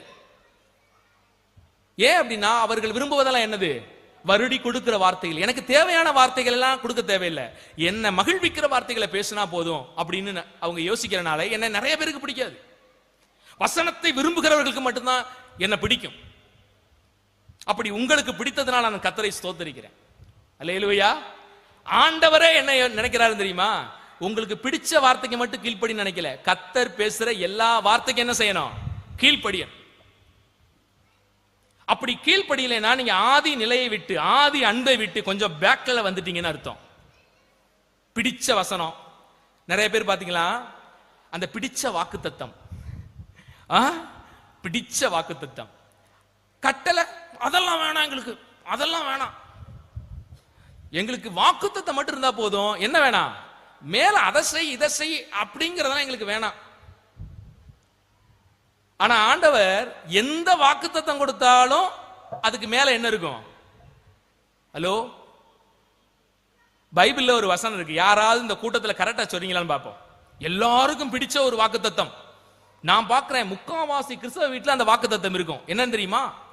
நான் உன்னை விட்டு விலகுவதும் இல்லை, உன்னை கைவிடுவதும் இல்லை. சினிமாக்காரனுக்கு கூட அந்த வாக்குத்தத்தம் பிடிச்சிருக்குங்க. ஆமா, ஒரு சினிமாவில் பாத்தீங்கன்னா எதர்ச்சியா பாக்குறேன் அந்த வசனத்தை பயன்படுத்திட்டு இருக்கிறான். அவனுக்கே அந்த வார்த்தை பிடிச்சிருக்குது. என்னது? உன்னை விட்டு. பா என்ன ஒரு வாக்குத்தத்தம். சரி, ரைட், சந்தோஷம். பைபிள்ல தான் அந்த வாக்குத்தத்தம் இருக்குது. அந்த வாக்குத்தத்தத்துக்கு மேல என்ன இருக்குன்னு தெரியுமா உங்களுக்கு? நான் சொல்றேன், இங்க இருக்க நிறைய பேருக்கு தெரியாது. அது எதுக்கு எங்களுக்கு? அது எதுக்கு எங்களுக்கு? உன்னை விட்டு விலகுவதில்லை, உன்னை கை, அது போதும் எங்களுக்கு. ஆனா கர்த்தர் அங்க பேசுறாரு. அந்த வசனத்தை எடுத்தவங்க வாசிக்கலாமே. எபிரேயரின் புத்தகம் 13ஆம் அதிகாரம் 5வது வசனத்தை வாசிக்கலாம். எல்லாரும் பைபிள் எடுங்க. எல்லாரும், நமக்கு பேரே வேதக்காரர்கள். என்ன பேரு? அன்னைக்கு நமக்கு வச்ச பேர் என்ன? வேதக்காரர்கள். நம்ம எல்லாரும் வேதத்தை எடுத்து படிக்கணும். படிக்காதனாலதான் இன்னைக்கு நிறைய பின்வாங்கி இருக்கிறோம். இன்னைக்கு மறுபடியும் ஆதி நிலைக்கு நாம் திரும்ப வேண்டிய ஒரு அவசிய நிலைமைக்கு இருக்கிறோம். பைபிள் எடுங்க, எல்லாம் வாசிங்க. எபிரேயரின் புத்தகம் 13ஆம் அதிகாரத்தில் 5வது வசனத்தை வாசிங்க. நீங்கள் பண ஆசை இல்லாதவர்களாய் நடந்து. என்னவா ஆண்டவர் என்ன சொல்றாரு? நீங்கள் பண ஆசை இல்லாதவர்களாய் நடந்து உங்களுக்கு இருக்கிறவைகள் போதும் என்று எண்ணுங்கள். நான் உன்னை விட்டு விலகுவதும் இல்லை, உன்னை கைவிடுவதும் இல்லை என்று. அப்ப நல்லா கவனிங்க, யாரை விட்டு ஏசப்பா விலக மாட்டாரு, யாரை கைவிட மாட்டாருன்னு சொல்லியிருக்கிறாருன்னா, இந்த உலகத்து மேல ஆசை வைக்காம, உலக பொருட்கள் மேல ஆசை வைக்காம, முக்கியமா பண ஆசை வைக்காம, பகட்டாசை வைக்காம, ஏசப்பா கொடுத்தது போதும்னு திருப்தியா வாழ்றாங்க பாத்தீங்களா? அந்த திருப்தியா வாழ்றவங்களை விட்டு யாரு விலக மாட்டாரு? ஏசப்பா விலக மாட்டார், ஏசப்பா கைவிட மாட்டார். ஆனா நம்ம எல்லாருக்குமே ஏசப்பா என் கூட இருக்கணும், என்னை கைவிடக்கூடாது, எல்லா சமயத்திலும் கூட இருக்கணும் விரும்புறோம். ஆனா ஏசப்பா மேல ஒண்ணு சொல்லியிருக்கிறாரு, அது ஏன் நமக்கு பிடிக்கல? ஆதி நிலையை விட்டு நம்ம பின்னால வந்துட்டோம்னு அர்த்தம். ஆதி அன்பிலிருந்து பின்னால வந்ததுனாலதான் நமக்கு என்ன பிடிக்குது? வாக்குத்தத்த, அதாவது நலமான வார்த்தைகள் பிடிக்குது. மேல ஆண்டவர் சொல்ற அந்த கட்டளை மட்டும் எனக்கு என்ன செய்யறது இல்ல, பிடிக்கல. அது பிடிக்கல, அது எனக்கு பிடிக்கல. ஆண்டவர் சவுல் ராஜாவை, அவன் ஒரு சிறிய நபர், பெரிய கோத்திரம் அல்ல, அப்படிப்பட்ட ஒரு நபர், அவனை ஆண்டவர் அழைக்கும் போது போய் ஒளிஞ்சுக்கிட்டான், ஓடி ஒளிஞ்சுக்கிட்டான். தகுதி இல்லாத ஒரு மனிதன் சவுல். ஆண்டவர் என்ன செய்யறான்? கிருபையாய் சவுலை இஸ்ரவேல் நாட்டுக்கே ராஜாவாக மாற்றுகிறார் தெய்வம். கழுதையின் பின்பாக சென்று கொண்டிருந்த சவுலை ஆண்டவர் இஸ்ரவேல் முழுக்கதுக்கும் ராஜாவாக கொண்டு வந்து அமர்த்துறாரு. அப்படி அமர்த்தின பிறகு சவுல் ராஜாவை பார்த்து ஆண்டவர் பேசுறாரு, என் மனசுல ஒண்ணு இருக்குப்பா, பல வருஷமா அதை என் மனசுல வச்சுக்கிட்டே இருக்கிறேன். என் பிளான், என்னுடைய பிளான் அதை ஒன்ன வச்சுதான் செய்யணும்னு அந்த பிளான் வச்சிருக்கிறேன் அப்படின்னு ஆண்டவர் பேசுறாரு. சவுல் கேட்கிறாரு, என்ன பிளான், என்ன பிளான் ஆண்டவரே? இஸ்ரவேல் மக்கள் வனாந்தரத்திலே, எங்க யாத்ராகம புத்தகத்திலே பல வருஷங்களுக்கு முன்னால இஸ்ரவேல் ஜனங்கள் வனாந்தர பாதையிலே நான் அவர்களை எகிப்து என்கிற காலவாயிலிருந்து விடுவித்து நடத்தி கொண்டு வரும் பொழுது, அமலேக்கு என்கிற ஒரு ஜனம் இஸ்ரவேல் ஜனங்களுடைய ரொம்பவும் கஷ்டப்படுற ஜனங்களை, நடக்க முடியாத பின்னால குந்தி குந்தி நடந்து வந்த ஜனங்களை பின்னால கூடி வெட்டி என்னுடைய பிள்ளைகளை அநேகரை கொன்று போட்டுட்டான். அன்னைக்கு அவனுக்கு ஒரு நியாய தீர்ப்பை வச்சேன். திருந்துவதற்கு நான் இவ்வளவு வருஷங்களை கொடுத்தேன், அமலேக்கியன் திருந்தவே இல்லை. ஆண்டவர் எப்பவுமே உடனே நியாய தீர்ப்பு கொடுக்கிறது இல்லை. ஆண்டவர் பல வருஷமாக என்ன செய்யறாரு? மனம் திரும்ப வாய்ப்பு கொடுக்கிறார். அமலேக்கியருக்கும் பல வருடங்கள் வாய்ப்பு கொடுத்தார். எப்ப? யாத்ராகம புத்தகத்துல அவங்க வனாந்திரமா வந்தது எப்ப? அரசனாகிய நியாயாதிபதிகள் காலமெல்லாம் முடிஞ்சு அரசனாகிய சவுல் வந்ததுக்கு அப்புறம் ஆண்டவர் என்ன செய்யறாரு? அது வரைக்கும் டைம் கொடுக்கிறாரு அமலேக்கியர்களுக்கு. மனம் திரும்பல. ஆண்டவர் என்ன சொல்றாரு? அவர்கள் நியாய தீர்ப்பு செய்யணும். ஆதலால் நீ என்ன செய்ய? படைகளை எல்லாம் திரட்டி கொண்டு போய் அமலேக்கியருக்கு விரோதமாக யுத்தம் பண்ணு. யுத்தம் பண்ணும் போது ஒரு கட்டளையும் கொடுக்கிறாரு, அங்க இருக்கிற எந்த பொருளும் என்ன செஞ்சிடக்கூடாது? எடுத்துட்டு வரக்கூடாது. அது வெள்ளியாகிலும் பொன்னாகிலும் மாடாகிலும் அனைத்தையும் சுட்டரித்து விடு அப்படின்னு சொல்லிட்டு ஆண்டவர் சொல்லிட்டாரு. தலைவர் சவுல் போறாரு, ராஜா போறாரு, நல்லா கம்பீரமா. அதுக்கு முன்னால அந்த ஒரு மாசத்துக்கு முன்னாலதான் ஆள் கழுத பின்னால போயிட்டு இருந்தாரு. அவர் பேர் யாருக்குமே தெரியாது. அந்த அளவுக்கு இருந்த ஒரு மனுஷனை இப்ப ஆண்டவர் தூக்கி உயர்த்தி ராஜாவா மாத்தி வச்சிட்டாரு. இப்ப கர்த்தருடைய கட்டளை பெற்றுக்கொண்டு சவுல் போகிறார். வேதத்துல பார்க்கிறோம், ஜனங்கள் இவன் எல்லாம் சேர்ந்து அங்க பாக்குறாங்க, அமலேக்கியர்களுடைய சொத்து, 10 ஆசீர்வாதம், தங்கம், வைரம், ஐடுரியம், அவங்களுடைய கொழுத்த கன்றுகள், ஆடு மாடு எல்லாம் அழகா இருக்கு. இப்ப கர்த்தர் என்ன சொன்னாரு? உன்னையுமே எடுத்துட்டு வராதுன்ட்டாரு. இவர் போட உடனே இந்த கண்ணு பாத்தீங்கன்னா ஆசை வந்துருச்சு. இவருக்கு இஸ்ரவேல் நாடே கீழ்ப்படுகிற அளவுக்கு ஆண்ட ராஜா தூக்கி உசந்த நிலைமையில வச்சுட்டாரு. இப்ப ஒண்ணுமே இல்லாத சவுல் அரசனை, ஆனா கர்த்தருடைய வார்த்தையை கேட்டு அங்க போய் கீழ்ப்படியாம அதையெல்லாம் ஆட்டையை போட்டு வந்துட்டாரு. நைசா ஆட்டையை போட்டு வந்தது மட்டும் இல்லாம என்ன காரணம் சொல்லாது தெரியுமா? இவைகளெல்லாம் நாங்கள் கர்த்தருக்காக கொண்டு வந்தோம். சூப்பர் காரணம் இல்ல? யாருக்காக கொண்டு வந்தோம்? கடவுளுடைய வார்த்தைக்கு கீழ்ப்படியல, ஆனா இந்த கீழ்ப்படியாமல் கொண்டு வந்த பொருள் கடவுளுக்காகத்தான் கொண்டு வந்தோம். அல்லேலூயா! எப்படிப்பட்ட விசுவாசிகள் பாருங்க. ராஜாவை பாருங்க. ஆண்டவர் அங்க என்ன சொன்னாரு? அப்பா, நீ கொடுக்கிற இதெல்லாம் எனக்கு பலியை பார்க்கல, நான் விரும்புவது என்ன? கீழ்ப்படிதலை தான் விரும்புகிறேன். நீ என் வார்த்தைக்கு கீழ்ப்படிஞ்சிருக்கணும், ஒபே பண்ணிருக்கணும்.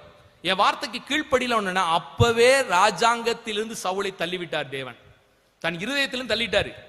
அதுக்கப்புறம் சவுல் 40 வருஷமா பேருக்கு அரசனாக இருக்கிறார். அந்த ஜனமே ஆண்டவர் சவுலை தள்ளி தாவீதை தன் இருதயத்திலே கொண்டு வந்து விட்டார். 40 வருஷம் அதுக்கப்புறம் ஆண்டவர் தாவீதை ட்ரெயின் பண்றாரு. சவுல் செஞ்ச தப்ப அவன் செஞ்சிடக்கூடாது இல்ல, அதனால தேவன் என்ன செய்யறாரு? ட்ரெயின் பண்றாரு. ஆக அருமையான தேவனுடைய பிள்ளைகளே, பைபிளை நம்ம எடுக்கும்போது நமக்கு பிடிச்ச வாக்குத்தத்த வார்த்தைகளை மட்டும் எடுத்துக்கிட்டு கட்டளை என்ன செஞ்சிடக்கூடாது? விட்டுறக்கூடாது. கடவுளுடைய வார்த்தைக்கு நாம் கீழ்ப்படிவதுதான் ஆதி நிலை.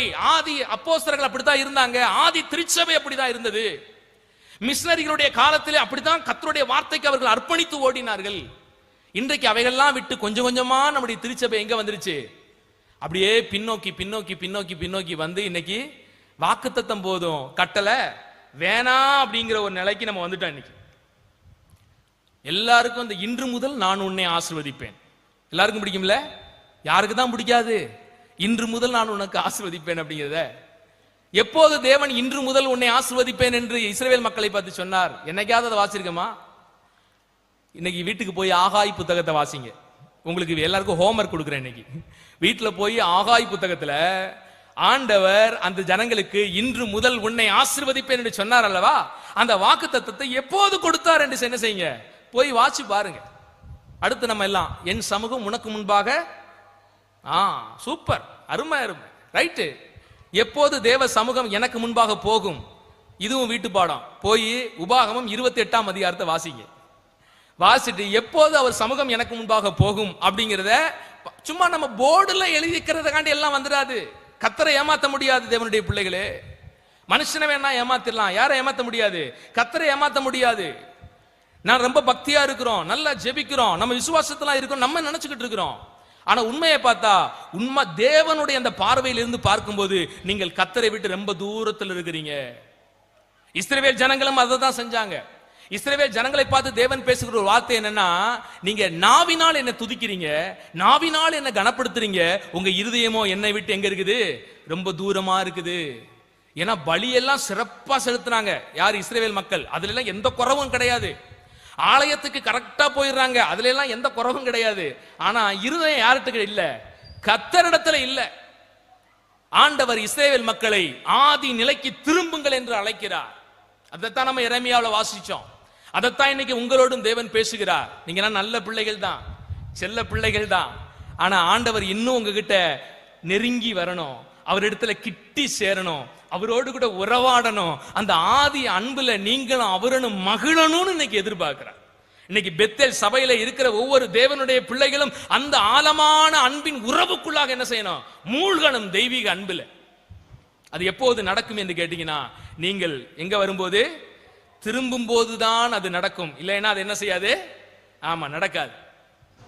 அடுத்து ஆதி நிலையில நாம இல்ல அப்படிங்கிறத எந்த நிலையில கண்டுபிடிக்கலாம் அப்படின்னு கேட்டா, ஊழியர்களும் கூட சில நேரங்களிலே ஆதி நிலையை விட்டு வந்துவிட வாய்ப்பு இருக்கிறது. ஊழியெல்லாம் செய்வாங்க, ஓடுவாங்க, செயல்படுவாங்க. நம்ம அதான வாசிக்கிற வெளிப்படுத்தின 2ஆம் வசனத்துல செயலெல்லாம் ஓடுது, ஒடியாருது, தீவிரமா இருக்குது. ஆனாலும் ஆண்டவர் அந்த சபையை பார்த்து சொல்றாரு, ஆதியிலே கொண்டிருந்த அன்பை விட்டாய். ஒவ்வொரு ஊழியரும் சிந்திக்கக்கூடிய ஒரு வார்த்தை என்னன்னா, ஊழியம் சந்தோஷமா செய்யறோமா இல்லைன்னா கடமைக்கு செய்யறோமா? பொறுப்பை கொடுத்துட்டாங்க, ஏதோ சபையில் மூப்பர் ஆயிட்டோம், செஞ்சுதான் ஆகணும். சந்தோஷமா செய்யறோமா அது ஆண்டவருக்காக? நிறைய இடங்கள்ல பாத்தீங்கன்னா பெருமைக்காக செய்யறவங்க இருக்கிறாங்க. எல்லாம் இருக்குது, ஆனா என்னது? பெருமை. பைபிள்லாம் தெரியும். பெருமை உள்ளவனுக்கு யார் எதிர்த்து நிற்கிறாரா? அவர் எதிர்த்து இருந்தா எங்களுக்கு என்ன? நாங்க எப்படிதான் இருப்போம்? பெருமைக்காக. கர்த்தருடைய ஊழியத்தையும் கூட நம்ம மகிழ்ச்சிகரமாக செய்கிறோமா, கடமைக்காக செய்கிறோமா? தேவனை பாடி ஆராதிக்கிறோமே, அது கடமைக்காக செய்கிறோமா, அல்லது உண்மையிலேயே உங்கள் இருதயம் தேவனோடு உறவாடி செய்கிறீங்களா? யோசிச்சு பாருங்க. உண்மையான ஆதி நிலை என்ன? மகிழ்ச்சியோடு தேவ பணியை செய்யணும். மகிழ்ச்சியோடு தேவ பணியை செய்யணும். வேதம் சொல்லுது, தேவனுடைய ஊழியத்தை எப்படி செய்யக்கூடாதா? அசதியா செய்யக்கூடாதா? அது அசதியாய் தேவனுடைய பணியை செய்யறவன் எப்படிப்பட்டவன் வேதம் இருக்குது. நான் அதை சொல்ல விரும்பல. ஆமா, அசதியாய் செய்கிறது. தேவ பணியை உங்க கரத்துல கர்த்தர் கொடுத்தாருன்னா அதை சந்தோஷமா செய்யுங்க. அருமை சகோதரி வீட்டுல நான் 2 நாள் இருந்தேன். ஒவ்வொன்றும் பார்த்தீங்கன்னா முகம் மலர்ந்து சந்தோஷத்தோடு கூட, மகிழ்ச்சியோடு கூட, அது அர்ப்பணிப்போடு கூட, கர்த்தருக்காக, கர்த்தருடைய ஊழியருக்காக ரொம்ப எனக்கு சந்தோஷம் உண்டானுச்சு. அதுபோல தேவனுடைய விஷயம் என்றால் நீங்க என்ன பண்ணணும்? சந்தோஷமா செய்யணும். கர்த்தருடைய ஊழியத்துக்கு கொடுக்குறீங்களா? எப்படி செய்யணும்? மகிழ்ச்சியா செய்யணும். ஐயோ இவ்வளவு போடுறதா, செய்யலாமா வேணாமா, ஐயா, எதை செஞ்சாலும் எப்படி செய்யுங்க? சந்தோஷமா செய்யுங்க. சந்தோஷம் இல்லாம கடமைக்காக நம்ம செஞ்சோம்னா, பெருமைக்காக செஞ்சோம்னா, நீங்க ஆண்டவரை விட்டு எப்படி இருக்கிறீங்க? தூரமா இருக்கிறீங்க. தேவ அன்பை விட்டு ரொம்ப தூரமா வந்துட்டீங்கன்னு அர்த்தம். ஆண்டவர் சொல்றாரு, உங்களை நேசித்து சொல்றாரு, உங்க மேல அன்பு செலுத்தி சொல்றாரு, மகளே மகளே நின்று நில், திரும்பு ஆதி நிலைக்கு, ஆதி நிலைக்கு வா அப்படின்னு உங்களை அழைக்கிறார். இந்த நாளிலே உங்களுடைய காரியங்கள் எல்லாம் மகிழ்ச்சியோடு செய்யப்படணும், அன்போடு கூட செய்யப்படணும். எதை செய்தாலும் அது கர்த்தருக்கென்று மனப்பூர்வமாய் செய்கிறவர்களாக நீங்க இருக்கணும், கடமைக்காக அல்ல. சோ ஆதி அன்போடு தான் இருக்கிறோமா அப்படிங்கிறது இன்னொரு விஷயம். ஜெபம் பண்ணும்போது கடமைக்காக ஜெபம் பண்றோமா? பைபிள் வாசிக்கும் போது கடமைக்காக டெய்லியும் ஒரு அதிகாரம் வாசிச்சே ஆகணும் அப்படின்னு வாசிக்கிறோமா, ஜெபிக்கிறோமா? அல்லது தேவனோடு உறவுக்காக இவைகள் எல்லாம் செய்கிறோமா? உறவுக்காக செய்கிறோமா அல்லது கடமை அதனால செய்கிறோமா? நிறைய பேருடைய லைஃப்ல பாத்தீங்கன்னா செயல்பாடெல்லாம் நடக்கும், ஆனா உண்மையான அன்பு என்ன செய்யாது. எனக்கு தெரிஞ்சு ஒரு குடும்பம், நான் உங்களுக்கு கவுன்சிலிங் கொடுத்தேன், கர்த்தருடைய கிருபையில் இன்னைக்கு சந்தோஷமா இருக்கிறாங்க. 6 மாசம் கணவனும் மனைவியும் பேசல. எத்தனை மாசம்? 6 மாதமுங்க கணவனும் மனைவியும் பேசல. ஆனா மனைவிக்கு என்ன தேவையோ கணவன் எல்லாத்தையும் வாங்கிட்டு வந்து என்ன செஞ்சிருவாரு? போட்டு போயிடுவாரு.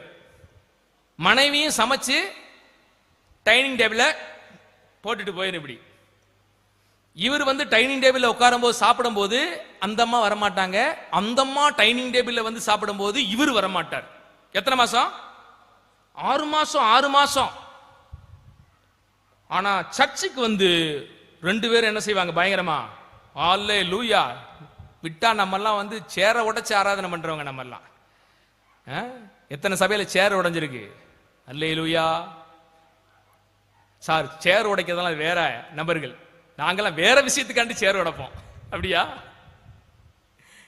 ஒன்னாதான் குடும்பத்தில் இருக்கிறோம், எல்லாம் நடக்குது, எல்லாம் செயல்பாடு இருக்கு. கணவனுக்கு செய்ய வேண்டிய கடமைகளை மனைவி செய்கிறாள், மனைவிக்கு செய்ய வேண்டிய கடமைகளை கணவனும் செய்கிறாள்.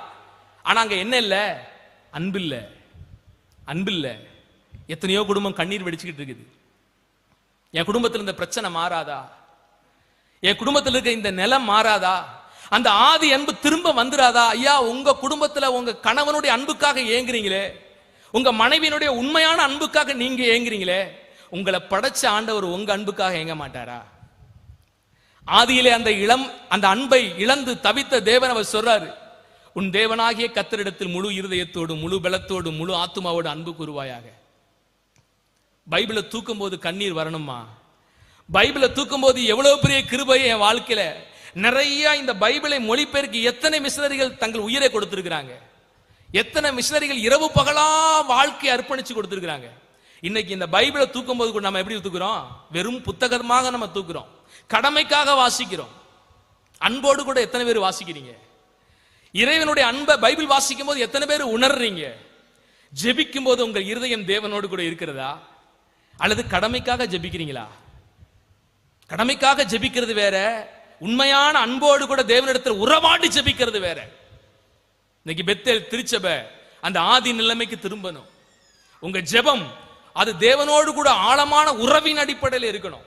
உங்க வேத வாசிப்பு அது தேவனோடு கூட ஆழமான உறவின் அடிப்படையில் இருக்கணும், கடமைக்காக இல்ல. கர்த்தர் அந்த நாள்ல உங்களோடு பேசி இருக்கிறார். தனிமையில நீங்க இருக்கும்போது நீங்க எப்படி இருக்கிறீங்க? புரியுதுங்களா சொல்ல வர்றது? தனியா இருக்கும்போது நீங்க எப்படி இருக்கிறீங்க? வாலிப பிள்ளைகளே சிந்திங்க. ரத்த சிந்தி மீட்ட ஆண்டவர் உங்களை பார்த்துக்கிட்டே இருக்கிறாரு. அப்பா அம்மாவுக்கு மறைச்சிட்டு, பெத்தவங்களுக்கு மறைச்சிட்டு, போர்வையை போத்திக்கிட்டு கூட ஒரு ஃப்ரெண்டு. இப்ப எல்லாம் பாத்தீங்கன்னா உன்னை விட்டு விலகுவதும் இல்லை, உன்னை கைவிடுவதும் இல்லை. இப்ப எது உன்னை விட்டு விலகுவதும் இல்லை தெரியுமா? இதுதான். ஐயோ, இத காலையில எடுத்துட்டாங்கன்னா நைட்டு 1 மணி வரைக்கும் தேய்ச்சி தேய்ச்சி தேய்ச்சி தேய்ச்சி தேய்ச்சி தேய்ச்சி தேய்ச்சிக்கிட்டே இருக்கிறாங்க. வேற அது சின்னதுல இருந்து பெருசு வரைக்கும் அதே தான். சில வீட்டுல எல்லாம் அம்மா இருக்க, அம்மா வாம்மா சாப்பிட, இந்தா வர்றேன் இந்தா வர்றேன், எங்க ஹோம்ஒர்க் பண்ணல, இந்தா வந்துடுறேன் இந்தா வந்துடுறேன், என்ன வேலை சொல்லி இந்த வந்துடுறேன், தேய்ச்சிக்கிட்டே இருக்கிறான். அந்த செல்போனை விட்டு விலகுவதில்லை, நான் உன்னை கைவிடுவதும் இல்லை. அல்லேலூயா சொல்றேன். நான் வெளியே எங்க போனாலும் என் இருதயம் கர்த்தரை நோக்கி பார்க்குது. நான் வேலைக்கு போனாலும் என் இருதயம் கர்த்தரை நோக்கி பார்க்குது. 24 hours என் இருதயம் தேவனோடு கனெக்டிங்லே இருக்குது. அப்படி இருக்கிற வாழ்க்கை தான் உண்மையான கிறிஸ்தவ வாழ்க்கை.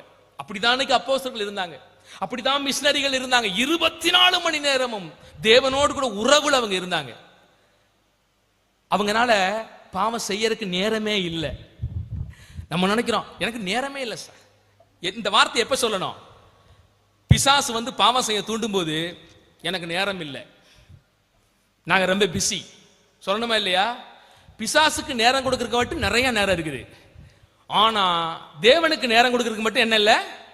ஆமா, நாளைக்கெல்லாம் பார்ப்பேன், கரெக்டா நோட் பண்ணுவேன்.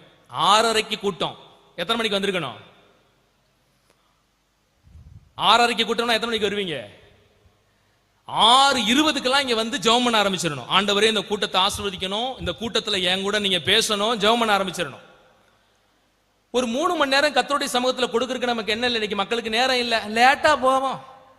இப்பதான் 1000 ஜெபம் ஆரம்பிச்சிருப்பாரு, இப்பதான் பிரதர் பாட்டு பாடிட்டு இருப்பாரு, போவோம் மெதுவா.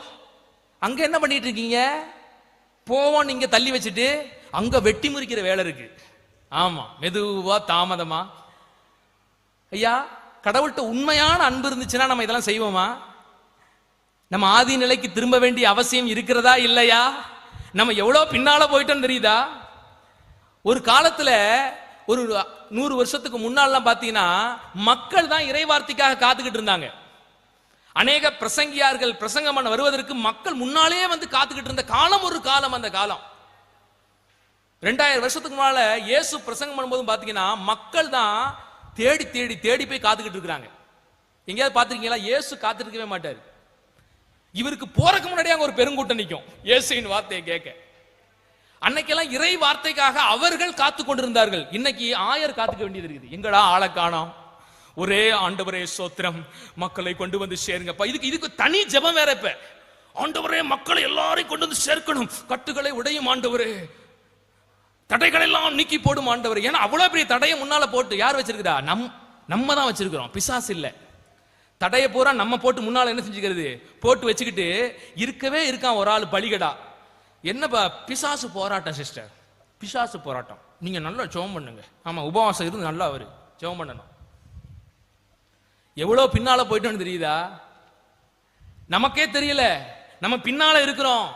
ஆதி அன்பு எனக்குள்ள இன்னும் இல்ல, நான் ரொம்ப பின்னால போயிட்டேங்கிறது நமக்கே தெரியல. ஆனா நம்ம நினைப்பு என்னன்னா, நாங்க ஆண்டவர்கிட்ட எப்படி இருக்கிறோம்? ரொம்ப ஸ்ட்ராங்கா இருக்கிறோம், நாங்க நல்லா தான் இருக்கிறோம். அப்ப தனிமை வாழ்க்கையிலே நீங்க எப்படி இருக்கிறீங்க? நோட் பண்ணுங்க. ஒவ்வொரு வாலிப பையனும் ஒவ்வொரு வாலிப பொண்ணும் நீங்க தனிமையில எப்படி இருக்கிறீங்க? உங்க அப்பா அம்மா விட்டு வெளியே போகும்போது நீங்க எப்படி இருக்கிறீங்க? உங்க காலேஜ்ல தனியா நண்பர்களோடு இருக்கும்போது நீங்க எப்படி இருக்கிறீங்க? நீங்க வேலை பார்க்கிற ஸ்தலத்துல உங்க இருதயம் எப்படி இருக்குது? வீட்டுல சும்மா இருக்கும்போது எப்படி இருக்கிறீங்க? சும்மா இருக்கும்போது எப்படி இருக்கிறீங்க? ஆதி அன்பு, தேவனிடத்தில் ஆழமான அன்புள்ள பிள்ளைகள் தனிமையிலேயும் பரிசுத்தமா இருப்பாங்க. யோசேப்பை பார்க்கிறோம், போத்திபாரின் மனைவி பிடிச்சு இழுக்கிறா, யாருக்குமே தெரியாது, தப்பு செஞ்சா யாருக்குமே தெரியாது. ஆனா யோசேப்புக்கு மனசுக்குள்ள என்ன இருந்துச்சுன்னா, போத்திபார் இல்லதான், அல்லது சுத்தி மக்கள் இருக்காங்களா? இல்ல, யாருமே இல்ல, தனியா தான் இருக்கிறோம். தப்பு செஞ்சா யாருக்கும் தடயமே இல்லாமல் தப்பு செஞ்சுட்டு போயிடலாம். ஆனா யோசேப்பு என்ன நினைச்சாரு தெரியுமா? யாருமே இல்லைனாலும் ஒருத்தர் என் கூட எப்போதுமே இருக்கிறார். தேவன் என்ன பார்த்துக்கிட்டே இருக்கிறார், என் கூட தான் இருக்கிறார். வேதம் சொல்கிறது தேவன் எங்க இருக்கிறாரா? பழைய ஏற்பாட்டுல பக்கத்துல இருந்தாரு, புதிய ஏற்பாட்டுல வரும்போது உங்களுக்கு உள்ளேயே இருக்கிறார். உங்களுக்கு உள்ளேயே கடவுள் வச்சிருக்க. அவர் வந்து நல்லா கண்ணை முழிச்சு பார்த்துட்டே இருக்காரு, என்ன பண்றோம் ஏது பண்றோம் அப்படின்ட்டு. யோசேப்புக்கு அது தெரிஞ்சிச்சு, கர்த்தர் என் கூட இருக்கிறார், என்ன அவர் விட்டு விலகாத தேவன், என் மேல அன்பு செலுத்தி எனக்காக ரத்தம் சிந்தின தேவன் என்னோடு கூட இருக்கிறார். அவருக்கு விரோதமாக நான் எப்படி பாவம் செய்வேன்? அவர் ட்ரெஸ்ஸை பிடிச்சி இழுக்கிறா, ட்ரெஸ்ஸை கூட தூக்கி வீசிட்டு ஓடினார். பாத்தீங்களா? அந்த பரிசுத்தம் இன்னைக்கு வாலிப பெண்களுக்கு வாலிப பையன்களுக்கு வரணும். நீங்கெல்லாம் பெத்தவங்க பிள்ளைங்களை வெளியே அனுப்பிச்சு வச்சுட்டு உயிரை கையில பிடிச்சிட்டு இருக்கிறாங்க. என் பிள்ளைக்கு என்ன ஆகுமோ ஏதாகுமோ?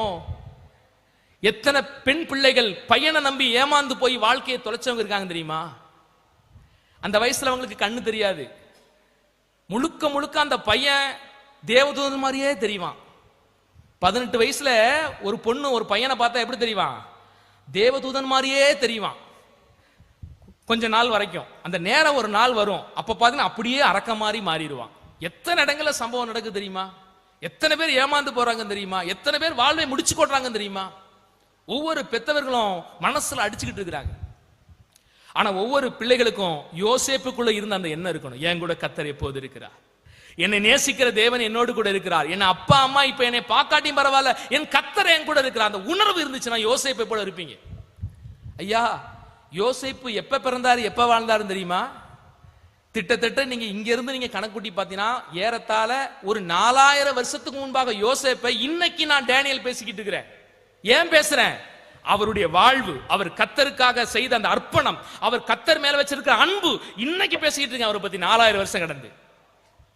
உங்க வாழ்க்கையில யோசேப்பை போல உங்க வாலிப பிராயத்தை கர்த்தரிடத்தில் ஒப்பு கொடுத்து பாருங்க, உங்களையும் ஒரு சரித்திர புருஷர்களாக இந்த தெய்வம் மாற்ற முடியும். அல்லேலூயா. ஒப்பு கொடுத்து பாருங்க. வஞ்சனைக்கு விட்டு கொடுத்துறாங்க. ஆதி நிலைமைக்கு திரும்புங்கள் தேவனுடைய பிள்ளைகளே, ஆதி நிலைமைக்கு திரும்புங்கள். கர்த்தர் நம்ம மேல் வைத்த அன்பு பெரியது, அவருடைய கிருபை இரக்கம் பெரியது என்று வேதம் சொல்லுகிறது. தனிப்பட்ட வாழ்க்கையிலே மெய்யாகவே நாம் எப்படி இருக்கிறோம் என்பதை சற்று நீங்க சிந்திச்சு பார்க்க வேண்டிய ஒரு சமயம். நம்ம பைபிள்ல ஒரு முக்கியமான ஒரு வசனத்தை வாசிக்கலாம். ரோமரின் புத்தகம் 5ஆம் அதிகாரத்தில் இறைவனுடைய அன்பை குறித்து வாசிக்கிறோம். 6, 7, 8 வசனங்களை நம்ம வாசிக்கலாம். அன்றியும் நாம் பலனற்றவர்களாய் இருக்கும்போது, நல்லா கவனிங்க, நாம் பலனற்றவர்களாய் இருக்கும்போது குறித்த காலத்தில் கிறிஸ்து அக்கிரமக்காரருக்காக மரித்தார். யாருக்காக மரித்தாரா? அக்கிரமக்காரருக்காக மரித்தார். நீதிமானுக்காக ஒருவன் மரிக்கிறது அரிது. நல்லவனுக்காக ஒருவேளை யாராவது மரிக்க துணிவான். ஆனால் நாம் பாவிகளா இருக்கையில் கிறிஸ்து நமக்காக என்ன செய்தாரா? பலியானாரா. நாம் பாவிகையா இருக்கையில் கிறிஸ்து நமக்காக பலியானார். எதுக்காக பலியானாரு? பாவியாகவே நம்ம வாழ்றக்கா? இல்லையா. நாம் பாவிகளா இருக்கையில் கிறிஸ்து பலியானார்.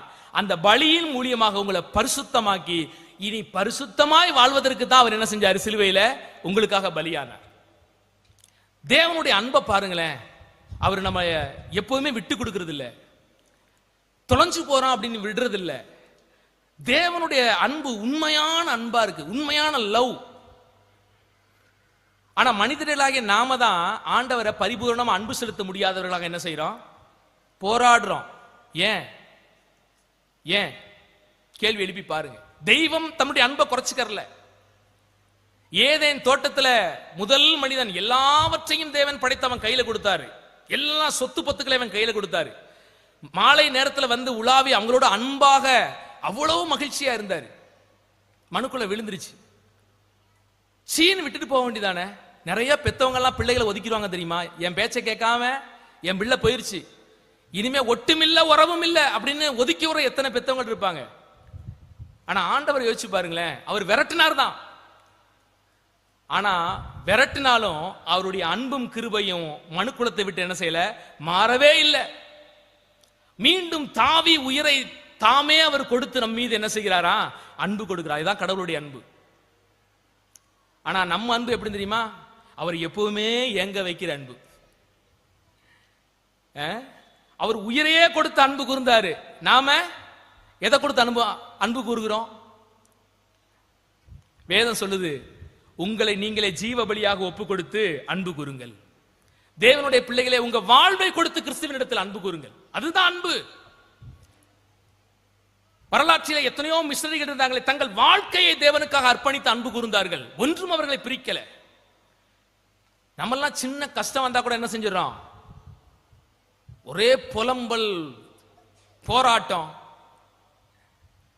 வில்லியம் கேரி என்கிற ஒரு தேவ மனிதன், எல்லாருக்கும் தெரியும். அவங்களுக்கு தெரியாத சிஎஸ்ஐ மெம்பர்ஸ் இருக்க முடியாது, ஊழியர்கள் இருக்க முடியாது. ஏன் அப்படின்னா, இந்த வேதாகமம் தமிழிலே மொழிபெயர்ப்பதற்கு அவரும் ஒரு முக்கியமான காரணியாக அமைந்தார். மிகச்சிறந்த ஊழியர், மிகச்சிறந்த மிஷனரி அவர்.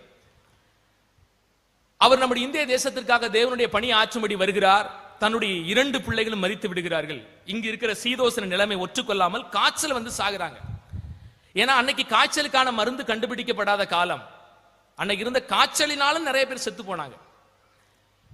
தன்னுடைய மனைவியும் இறந்து போகிறாள். தன் பிள்ளையினுடைய இழப்பை தாங்க முடியாமல் அந்த மனைவிக்கும் பாத்தீங்கன்னா பைத்தியம் பிடிச்ச மாதிரி மாறிட்டாங்க, புத்தி சுவாதனை இல்லாமல் மாறிட்டாங்க. அந்த மனைவியையும் வைத்து அவர் ஊழியத்தை செய்து கொண்டிருக்கிறார். இதெல்லாம் ஒரு பெரிய கொடுமை. என்னன்னா 6 வருஷங்க நிறைய பிரதிகளை பைபிளை மொழிபெயர்த்து வீடு முழுவதும் ஒரே பிரதிகளால் நிரப்பி வச்சிருக்கிறார். இன்னைக்கு மாதிரி எல்லாம் இல்ல. இன்னைக்கெல்லாம் குவாலிட்டியான காகிதங்கள் வந்துருச்சு. ஒரு சின்ன இதுல பைபிளை கொண்டு வந்துட்டோம். அன்னைக்கு அந்த 18ஆம் நூற்றாண்டுல காகிதமெல்லாம் கண்டுபிடிச்சப்பட்டாலும் தரமான காகிதங்கள் இல்ல. ஒரு பெரிய காகிதத்துல தான் அன்னைக்கு எழுதுவாங்க. அப்படி வீடு முழுக்கவும் டிரான்ஸ்லேஷன் பண்ணி தமிழ்ல மொழிபெயர்த்த வேதாகம பிரதிகள் மற்ற பிரதிகள் அடுக்கி வச்சிருக்கிறாரு. திடீர்னு நெருப்பு பிடிச்சு அவருடைய 7 வருட உழைப்பு ஒட்டுமொத்தமாக அழிந்து விட்டது. நாமளா இருந்தா என்ன செய்வோம்? என்ன செய்வோமா? அவ்வளவுதான். புலம்பியே என்ன பண்ணிருப்போம்? தள்ளி எடுத்திருப்போம். எப்படி ஆண்டவரே இது நடந்துச்சு? உமக்காக நான் இங்க வந்தேன், இப்படி நடக்கலாமா? என்ன உள்ளத்தை உடைச்ச ஒரு வார்த்தை அங்க வில்லியம் கேரி அவர் சொல்றாரு, கடவுள் தவறு செய்ய மாட்டார். கடவுள் தவறு செய்ய மாட்டார் கண்டிப்பாக. மீண்டும் அந்த வேலையை திரும்ப ஆரம்பிக்கிறார். அன்பு மாறவே இல்லை. அவ்வளவு பெரிய பிரச்சனைகள் வந்தாலும் அவர்கிட்ட பாத்தீங்கன்னா எந்த ஒரு சலனமும் இல்லை. அன்பு மாறல. கடவுள் கண்டிப்பாக தவறு செய்ய மாட்டார், ஏதோ நடந்துருச்சுன்னு மீண்டுமாக அவர் செயல்பட ஆரம்பிச்சார். அவருடைய பெரிய சாதனைகள்லாம் சொல்லி முடியாது. இன்ன வரைக்கும் அவரை பேசிக்கிட்டு இருக்கிறோம். அப்ப நம்முடைய அன்பும் அப்படிப்பட்ட பரிசுத்தவான்களுடைய அன்பை போல என்ன செய்யணும்? இருக்கணும். தேவனிடத்தில் அப்படி ஊக்கமான அன்பு கூறுகிறவர்களா இருக்கணும். நீங்க நம்ம வாழ்க்கையில எல்லாம் தேவன் அன்பு கூறுவதை போல ஒரு அன்பு நம்ம கிட்ட காணப்படுறது இல்லை. நம்ம எல்லாம் மாய்மால அன்பு, தேவைக்காக அன்பு. சிறிய பிரச்சனைகள் வந்தா கூட தேவனை உதாசீனப்படுத்துகிற வார்த்தைகள், கோபமான வார்த்தைகள். ஆனா அதையும் கூட தேவன் நம்ம வாழ்க்கையில மன்னிச்சு நம்மளை மீண்டுமாக என்ன செய்றாரு? ஆதி நிலைக்கு திரும்பு மகளே, ஆதி நிலைக்கு திரும்பும் மகனே என்று சொல்லி கர்த்தர் நம்ம என்ன செய்கிறாரு? வேண்டி அழைக்கிறார். தேவனுடைய பிள்ளைகளே, கர்த்தருடைய கரத்துல இன்னைக்கு அந்த ஆதி அன்புல நாங்க எல்லாரும் திரும்பணும்னு சொல்லி நீங்க ஒப்பு கொடுத்தா போதும், கர்த்தர் பயங்கரமான காரியங்களை உங்களை கொண்டு என்ன செய்வாரு? செய்வார். நம்ம சீர்படும் போது, தேவனுடைய வார்த்தைக்கு நம்ம திரும்பும் போது நம்முடைய வாழ்க்கையில வருகிற ஆசீர்வாதங்கள் அது நிலையான ஆசீர்வாதமா இருக்கும். அது ஒரு மகிழ்ச்சி நிறைந்த ஆசீர்வாதமா இருக்கும். எப்பவுமே தேவனை கட்டாயப்படுத்தி எதுவுமே பெற வேண்டிய அவசியமே இல்லை. எனக்கு தானியேலை ரொம்ப பிடிக்கும். நான் ஞானஸ்நானம் பெறாததுக்கு முன்பாகவே நான் தானியேல் என்ற பெயர் சூட்டப்பட்டேன். ஏன் தெரியுமா? நல்லா ஜெபிப்பேன். என் ஜெப வாழ்க்கையை பார்த்தவங்க நான் ஞானஸ்நானம் பெறுவதற்கு முன்பாகவே டேனியல் என்று எனக்கு பெயர் வச்சுட்டாங்க. அவ்வளவு தேவனை பிடிக்கும், அவ்வளவு ஆழமா ஜெபிப்பேன். அப்ப தேவனுடைய அன்பு நம்ம வாழ்க்கையில் என்ன செய்யுது? நெருக்கி ஏவுகிறது. அந்த அன்பு நம்முடைய என்ன செய்யுது?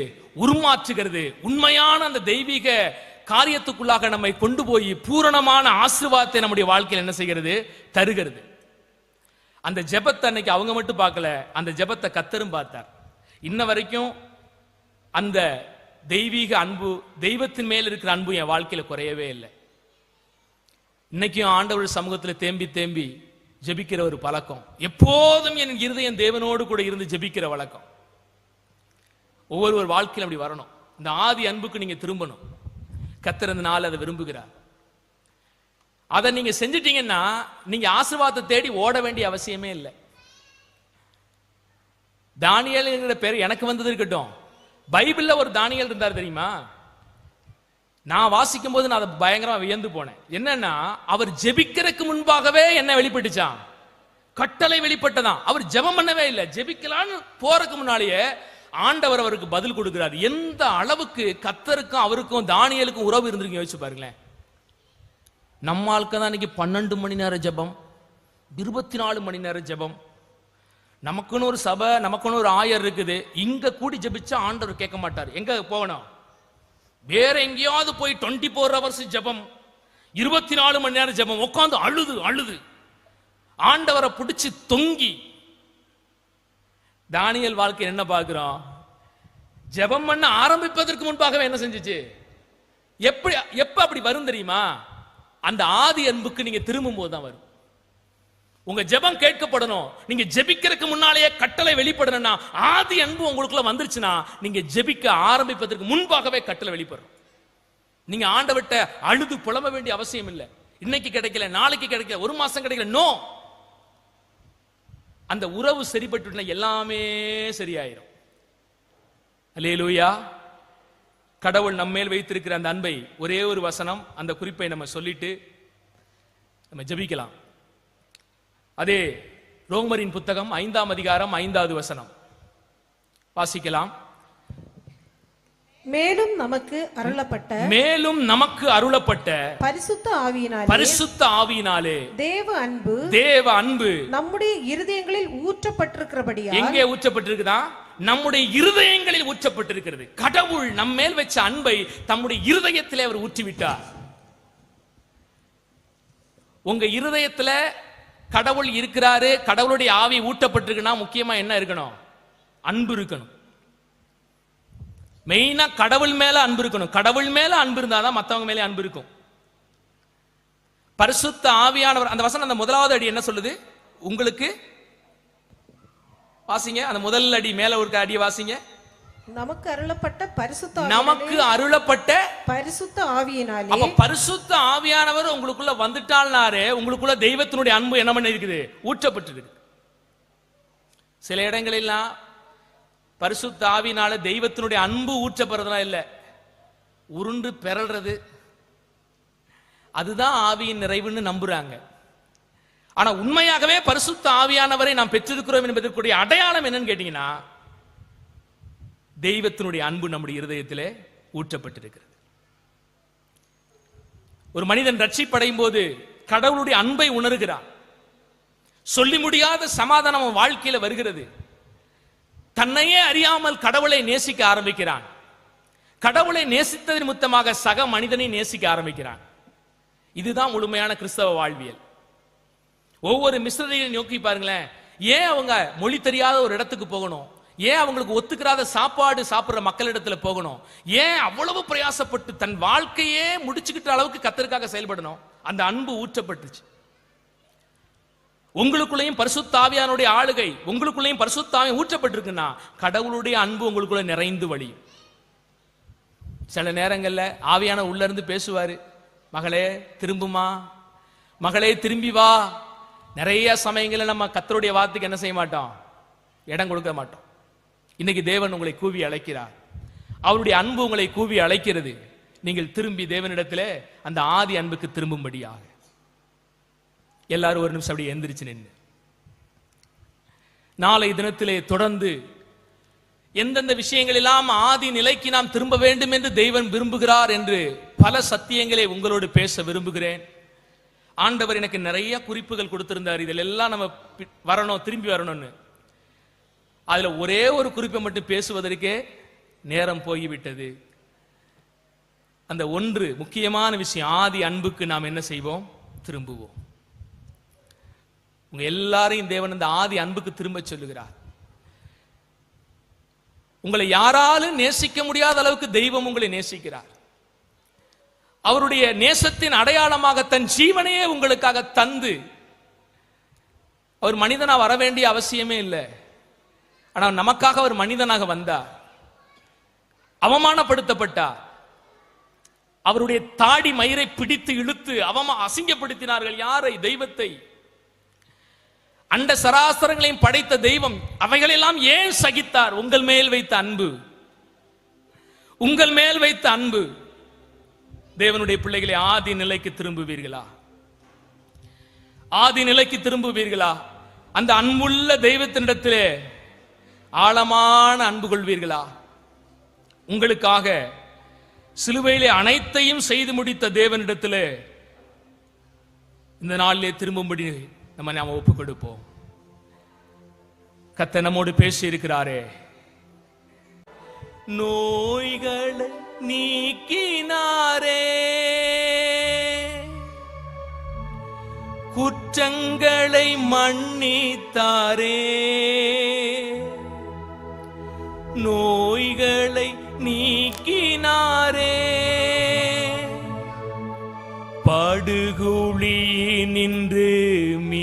மீட்டாரே, ஜீவனை மீட்டாரே,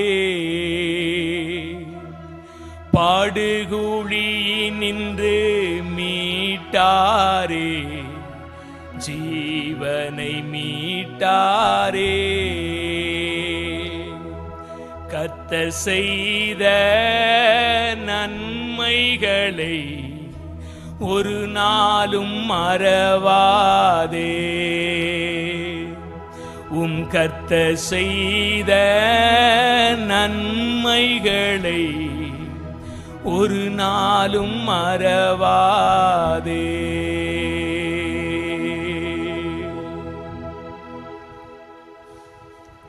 தேவனுடைய பாதத்திலே அர்ப்பணிப்போமா? என் வாழ்க்கையில நான் உண்மை விட்டு எவ்வளவு தூரம் வந்துட்டேங்கிறது இன்னைக்கு நீங்க உணர்த்தி இருக்கிறீங்க.